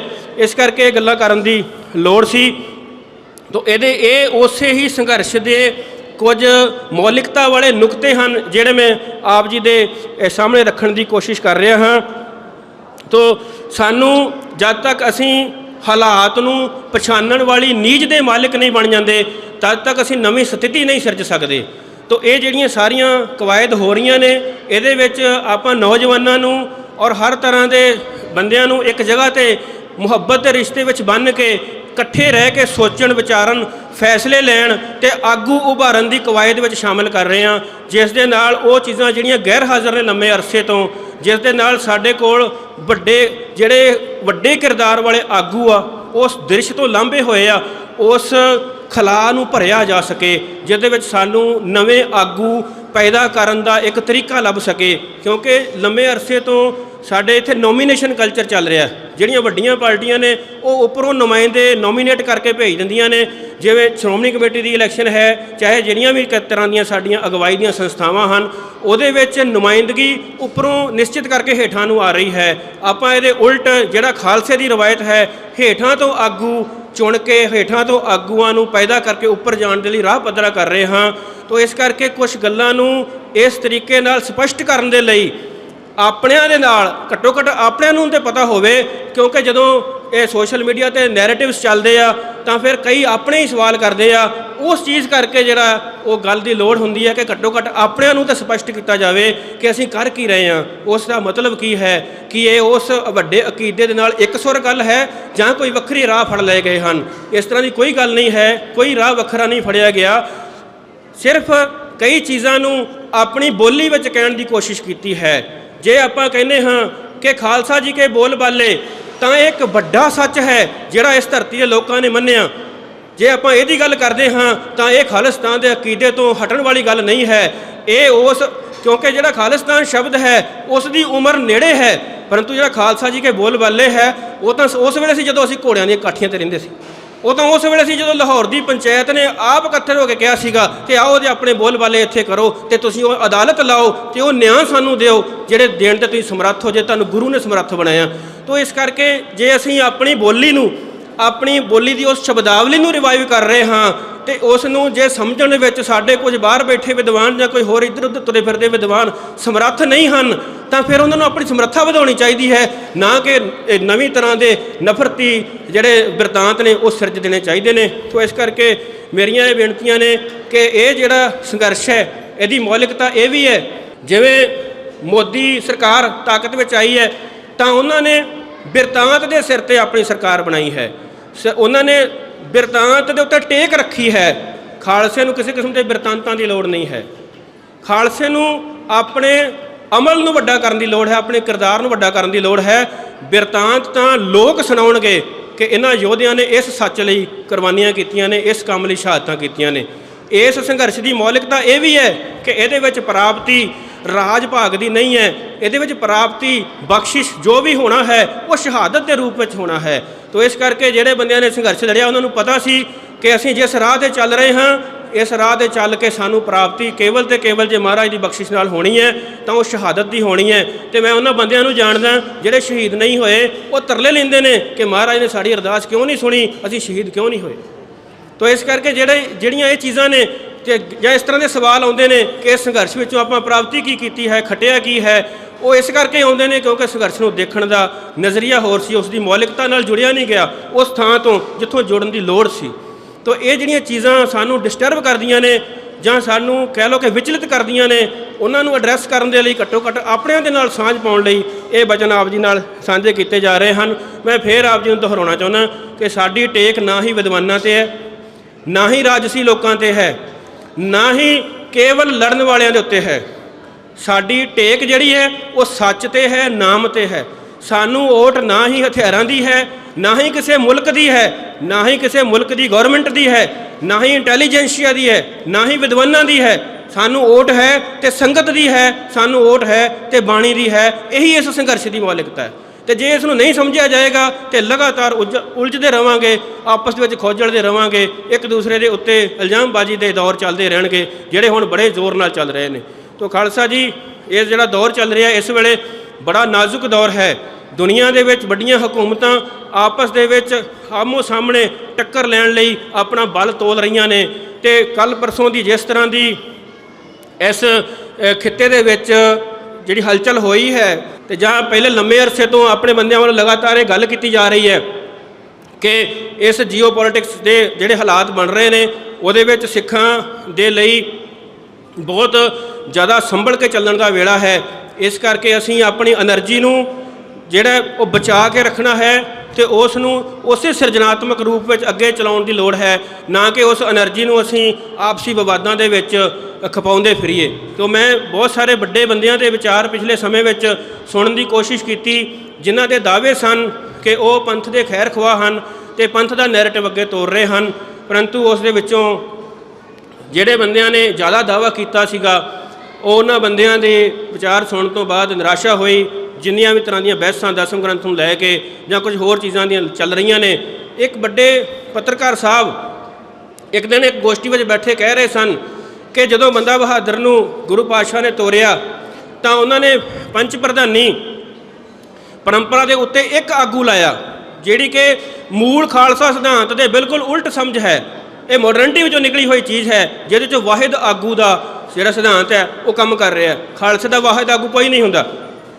ਪੰਜਾਂ ਸਿੰਘਾਂ ਦੀ ਤਾਬਿਆ ਬੰਦਾ ਬਹਾਦਰ ਨੂੰ ਭੇਜਿਆ ਗਿਆ। ਤਾਂ ਜਦੋਂ ਅਸੀਂ ਵੱਡੇ ਜਿਹੜੇ ਬਿਰਤਾਂਤ ਘੜਨ ਵਾਲੇ ਬੰਦੇ ਨੇ ਜਿਨ੍ਹਾਂ ਦੇ ਕੋਲ ਕਿਸੇ ਸਮੇਂ ਦੇ ਵਿੱਚ ਇਸ ਤਰ੍ਹਾਂ ਦੀ ਅਥਾਰਟੀ ਰਹੀ ਕਿ ਉਹ ਜੋ ਕਹਿ ਦੇਣ ਉਹ ਸੰਘਰਸ਼ ਦਾ ਸੱਚ ਮੰਨਿਆ ਜਾਂਦਾ ਰਿਹਾ, ਉਹਨਾਂ ਬੰਦਿਆਂ ਦੀਆਂ ਇਸ ਤਰ੍ਹਾਂ ਦੀਆਂ ਗਲਤ ਧਾਰਨਾਵਾਂ ਜਿਹੜੀਆਂ ਨੇ ਉਸ ਨੂੰ ਕਿਹਨੇ ਚੈੱਕ ਕਰਨਾ ਹੈ। ਤਾਂ ਆਪਣੇ ਬੰਦਿਆਂ ਨੂੰ ਘੱਟੋ ਘੱਟ ਦੱਸਣ ਦੇ ਲਈ ਮੈਂ ਇਹ ਗੱਲ ਕਰ ਰਿਹਾ। ਇਸ ਕਰਕੇ ਮੈਂ ਇੰਡੀਵਿਜੂਅਲ ਐਗਜ਼ਾਮਪਲ ਤੁਹਾਡੇ ਸਾਹਮਣੇ ਰੱਖ ਰਿਹਾ। ਉਹ ਇਸ ਕਰਕੇ ਰੱਖਣੀਆਂ ਪੈ ਰਹੀਆਂ ਨੇ ਕਿਉਂਕਿ ਇਹਨਾਂ ਥਾਵਾਂ ਦੇ ਉੱਤੋਂ ਇਹ ਉਹ ਸੋਮੇ ਨੇ ਜਿੱਥੋਂ ਇਸ ਤਰ੍ਹਾਂ ਦੀ ਸ਼ਰਾਰਤ ਪੈਦਾ ਹੋ ਰਹੀ ਹੈ। ਤਾਂ ਇਸ ਕਰਕੇ ਜਿਹੜਾ ਇਹ ਸੰਘਰਸ਼ ਦਾ ਸੱਚ ਹੈ, ਇਹਦੀ ਮੌਲਿਕਤਾ ਹੈ, ਇਹ ਕੋਈ ਦਾਅਵਾ ਨਹੀਂ ਹੈ ਕਿ ਜੋ ਆਪਾਂ ਕਹਿਤਾ ਜੋ ਕਮਲਜੀਤ ਸਿੰਘ ਨੇ ਇੱਥੇ ਕਹਿਤਾ ਇਹੋ ਹੀ ਸੰਘਰਸ਼ ਦੀ ਅਸਲ ਮੌਲਿਕਤਾ ਹੈ। ਸੰਘਰਸ਼ ਦੀ ਅਸਲ ਮੌਲਿਕਤਾ ਸੰਘਰਸ਼ ਲੜਨ ਵਾਲਿਆਂ ਨੂੰ ਜ਼ਿਆਦਾ ਪਤਾ ਹੈ। ਉਹਨਾਂ ਨੂੰ ਉਹਨਾਂ ਦੀ ਆਤਮਾ ਦੇ ਵਿੱਚ ਇਸ ਗੱਲ ਦਾ ਸੱਚ ਪਤਾ ਹੁੰਦਾ ਹੈ। ਜਿਵੇਂ ਰੱਬ ਨੂੰ ਡਿਫਾਈਨ ਨਹੀਂ ਕੀਤਾ ਜਾ ਸਕਦਾ, ਜਿਵੇਂ ਜਿਨ ਹੀ ਪਾਇਆ ਤਿਨ ਹੀ ਛਪਾਇਆ ਵਾਲੀ ਗੱਲ ਹੈ। ਤਾਂ ਜਿਹੜਾ ਸੰਘਰਸ਼ ਲੜਦਾ ਹੈ ਉਸ ਨੂੰ ਹੀ ਪਤਾ ਹੁੰਦਾ ਹੈ ਉਸੇ ਕੋਲ ਕਿੰਨਾ ਸੱਚ ਆਇਆ ਹੈ ਤੇ ਉਸ ਦੇ ਉੱਤੇ ਗੁਰੂ ਦੀ ਕਿੰਨੀ ਬਖਸ਼ਿਸ਼ ਹੋਈ ਹੈ, ਉਹਨੂੰ ਇਹਦੇ ਵਿੱਚੋਂ ਕੀ ਪ੍ਰਾਪਤ ਹੋਣਾ ਹੈ, ਕੀ ਪ੍ਰਾਪਤ ਹੋਇਆ ਹੈ। ਇਸ ਕਰਕੇ ਇਸ ਸੱਚ ਨੂੰ ਦੱਸਣ ਲਈ ਵੀ ਸਾਨੂੰ ਵਿਦਵਾਨਾਂ ਦੀ ਲੋੜ ਨਹੀਂ ਹੈ। ਇਹ ਸੱਚ ਨੂੰ ਦੱਸਣ ਲਈ ਵੀ ਸਾਨੂੰ ਸੰਘਰਸ਼ ਲੜਨ ਵਾਲੇ ਬੰਦਿਆਂ ਦੀ ਲੋੜ ਹੈ ਜਿਨ੍ਹਾਂ ਨੇ ਆਪ ਸੰਘਰਸ਼ ਲੜਿਆ। ਇਸ ਕਰਕੇ ਜਿਹੜੀ ਚੀਜ਼ ਨੂੰ ਜਿਵੇਂ ਕਰਨ ਦੀ ਲੋੜ ਹੁੰਦੀ ਹੈ, ਜਿਵੇਂ ਕੋਈ ਸਬਜ਼ੀ ਬਣਦੀ ਹੈ, ਜਿਵੇਂ ਕੋਈ ਚੀਜ਼ ਬਣਦੀ ਹੈ, ਜੇ ਉਹਨੂੰ ਉਸ ਤਰ੍ਹਾਂ ਨਹੀਂ ਬਣਾਇਆ ਜਾਵੇਗਾ ਤਾਂ ਉਹ ਆਪਣੇ ਅਸਲ ਰੂਪ ਵਿੱਚ ਕਦੀ ਪੇਸ਼ ਨਹੀਂ ਹੋਵੇਗੀ। ਤਾਂ ਕਈ ਵਿਧਾਨ ਹੁੰਦੇ ਹਨ ਜਿਨ੍ਹਾਂ ਨੇ ਉਵੇਂ ਚੱਲਣਾ ਹੁੰਦਾ ਹੈ ਜਿਵੇਂ ਉਹਨਾਂ ਨੂੰ ਨਿਸ਼ਚਿਤ ਕੀਤਾ ਗਿਆ ਹੈ। ਜਿਵੇਂ ਸਾਡੇ ਇੱਥੇ ਗੈਰ ਕੁਦਰਤੀ ਜਿਹੜੀਆਂ ਰੁਚੀਆਂ ਨੇ ਉਹ ਬਾਕੀ ਥਾਵਾਂ 'ਤੇ ਪ੍ਰਚਲਿਤ ਹੋ ਰਹੀਆਂ ਨੇ। ਜਿਵੇਂ ਬੱਚੇ ਦੇ ਜਨਮ ਸੰਬੰਧੀ ਗੈਰ ਕੁਦਰਤੀ ਵਿਧੀਆਂ ਆ ਗਈਆਂ ਨੇ, ਫਸਲਾਂ ਸੰਬੰਧੀ ਗੈਰ ਕੁਦਰਤੀ ਵਿਧੀਆਂ ਆ ਗਈਆਂ ਨੇ, ਇਵੇਂ ਹੀ ਗੈਰ ਕੁਦਰਤੀ ਰੂਪ ਵਿੱਚ ਆਪਣੇ ਸੰਘਰਸ਼ ਨੂੰ ਦੇਖਣ ਦੀ ਵੀ ਲੋਕਾਂ ਨੇ ਜਾਚ ਸਿੱਖ ਲਈ ਹੈ। ਤੇ ਉਸ ਦੀਆਂ ਜਿਹੜੀਆਂ ਕੁਦਰਤੀ ਤੇ ਬਹੁਤ ਮੌਲਿਕ ਚੀਜ਼ਾਂ ਨੇ ਉਹਨਾਂ ਦਾ ਨਾਸ਼ ਕਰ ਰਹੇ ਨੇ ਉਹ ਲੋਕ। ਤਾਂ ਇਹਨਾਂ ਚੀਜ਼ਾਂ ਨੂੰ ਪਛਾਣਨ ਦੀ ਲੋੜ ਹੈ ਤੇ ਇਸ ਨੁਕਤੇ ਨੂੰ ਆਪ ਜੀ ਦੇ ਨਾਲ ਸਾਂਝਾ ਕਰਨ ਦੇ ਲਈ ਮੈਂ ਇਹ ਪਹਿਲ ਕੀਤੀ ਹੈ ਜਾਂ ਕਹਿ ਲਓ ਕਿ ਇਹ ਖੁੱਲ੍ਹ ਲਈ ਹੈ। ਭਾਵੇਂ ਇਸ ਤੋਂ ਬਾਅਦ ਆਪਣੇ ਹੀ ਬੰਦਿਆਂ ਜਿਨ੍ਹਾਂ ਨੇ ਪਹਿਲਾਂ ਤੋਂ ਇਹ ਫੈਸਲਾ ਕੀਤਾ ਹੋਇਆ ਸੀਗਾ ਕਿ ਕਿਸੇ ਵੀ ਕਿਸਮ ਦੇ ਆਪਾਂ ਇੰਡੀਵਿਜੂਅਲਸ ਦੀ ਗੱਲ ਨਹੀਂ ਕਰਨੀ, ਭਾਵੇਂ ਕਿ ਮੈਂ ਉਹਨਾਂ ਕੋਲੋਂ ਹੁਣੇ ਮਾਫੀ ਮੰਗ ਲੈਣੀ ਹੈ ਜਾ ਕੇ, ਪਰੰਤੂ ਮੈਂ ਇਸ ਗੱਲ ਦੇ ਲਈ ਆਪਣੇ ਆਪ ਨਿੱਜੀ ਤੌਰ 'ਤੇ ਜ਼ਿੰਮੇਵਾਰ ਹਾਂ। ਜੋ ਮੈਂ ਕਿਹਾ ਹੈ ਮੈਨੂੰ ਰੋਕਿਆ ਗਿਆ ਕਿ ਨਹੀਂ ਕਰਨਾ, ਪਰ ਕਈ ਚੀਜ਼ਾਂ ਦੀ ਹੱਦ ਹੁੰਦੀ ਹੈ ਜਿਸ ਤੋਂ ਅੱਗੇ ਜਾ ਕੇ ਆਪਾਂ ਨੂੰ ਗੱਲ ਕਰਨੀ ਪੈਂਦੀ ਹੈ। ਤੋ ਇਸ ਕਰਕੇ ਮੈਂ ਕੁਝ ਐਗਜ਼ਾਮਪਲ ਤੁਹਾਡੇ ਨਾਲ ਸਾਂਝੀਆਂ ਕੀਤੀਆਂ ਨੇ ਜਿਹੜੀਆਂ ਸਾਡੀ એનર્ਜੀ ਨੂੰ, ਸਾਡੀ ਊਰਜਾ ਨੂੰ ਬਿਨਾਂ ਵਜ੍ਹਾ ਖਪਤ ਵਿੱਚ ਸੁੱਟ ਰਹੀਆਂ ਨੇ ਜਾਂ ਇੱਧਰ ਉੱਧਰ ਭਟਕਾ ਰਹੀਆਂ ਨੇ। ਜਿਹੜਾ ਵੱਡਾ ਨਿਸ਼ਾਨਾ ਹੈ ਜਿਸ ਲਈ ਇਹ ਕਾਫਲਾ ਤੁਰਿਆ ਸੀਗਾ, ਜਿਹੜਾ ਲਗਾਤਾਰ ਅਜੇ ਵੀ ਉਸੇ ਰੂਪ ਵਿੱਚ ਜਾਰੀ ਹੈ, ਉਹ ਉਸ ਦੇ ਰਾਹ ਵਿੱਚ ਕੋਈ ਰੁਕਾਵਟ ਨਾ ਪਵੇ, ਉਸ ਦੇ ਉੱਤੇ ਕੋਈ ਵਾਧੂ ਦੇ ਇਲਜ਼ਾਮ ਨਾ ਲੱਗਣ ਅਤੇ ਉਸ ਨੂੰ ਕਿਸੇ ਸਪਸ਼ਟੀਕਰਨ ਨਾ ਦੇਣਾ ਪਵੇ। ਇਸ ਲਈ ਇਹ ਗੱਲਾਂ ਜਿਹੜੀਆਂ ਨੇ ਉਹ ਆਪ ਜੀ ਨਾਲ ਸਾਂਝੇ ਕਰਨ ਦੀ ਲੋੜ ਮਹਿਸੂਸ ਕੀਤੀ ਗਈ ਹੈ। ਅਤੇ ਮੈਂ ਆਖਰ ਦੇ ਵਿੱਚ ਆਪ ਜੀ ਨੂੰ ਇਹ ਬੇਨਤੀ ਕਰਦਾ ਹਾਂ ਕਿ ਸਾਨੂੰ ਆਪਣੀਆਂ ਉਹ ਸੰਸਥਾਵਾਂ ਜਿਸ ਵਿੱਚ ਗੁਰਮਤਾ ਹੈ ਉਸ ਨੂੰ ਦੁਬਾਰਾ ਤੋਂ ਹਰ ਜਗ੍ਹਾ ਦੇ ਉੱਤੇ ਲਾਗੂ ਕਰਨ ਦੀ ਲੋੜ ਹੈ।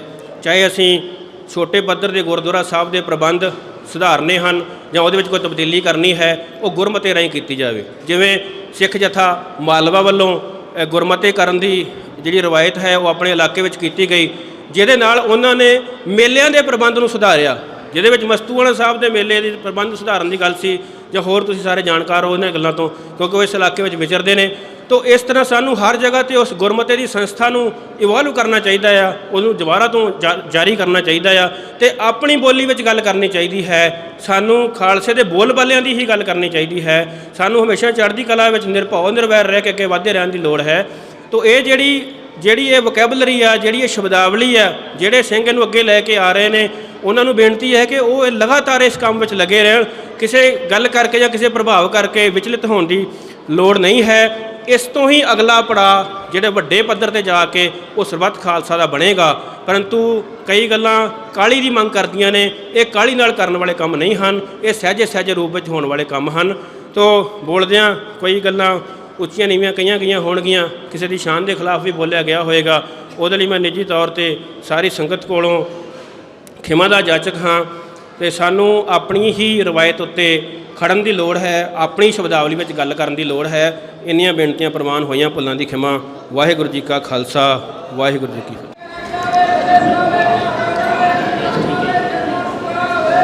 ਸਤਿ ਸ਼੍ਰੀ ਅਕਾਲ।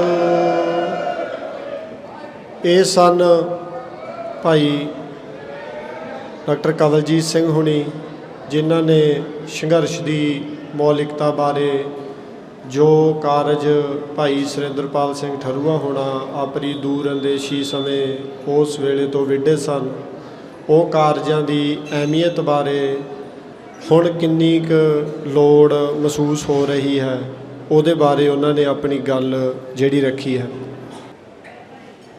ਹੁਣ ਸਮਾਗਮ ਦੀ ਬਿਲਕੁਲ ਆਖਰੀ ਪੜਾਵਾਂ 'ਤੇ ਹੈ ਅਤੇ ਮੈਂ ਸੈਫੀ ਜਥੇਬੰਦੀ ਦੇ ਸਰਪ੍ਰਸਤ ਪੁਸ਼ਪਿੰਦਰ ਸਿੰਘ ਤਾਊ ਹੁਣਾਂ ਨੂੰ ਬੇਨਤੀ ਕਰਦਾ ਕਿ ਉਹ ਜਿੰਨੇ ਵੀ ਸੱਜਣ ਇਸ ਸਮਾਗਮ ਵਿੱਚ ਹਾਜ਼ਰ ਨੇ ਉਹਨਾਂ ਸਾਰਿਆਂ ਦਾ ਧੰਨਵਾਦ ਕਰਨਗੇ।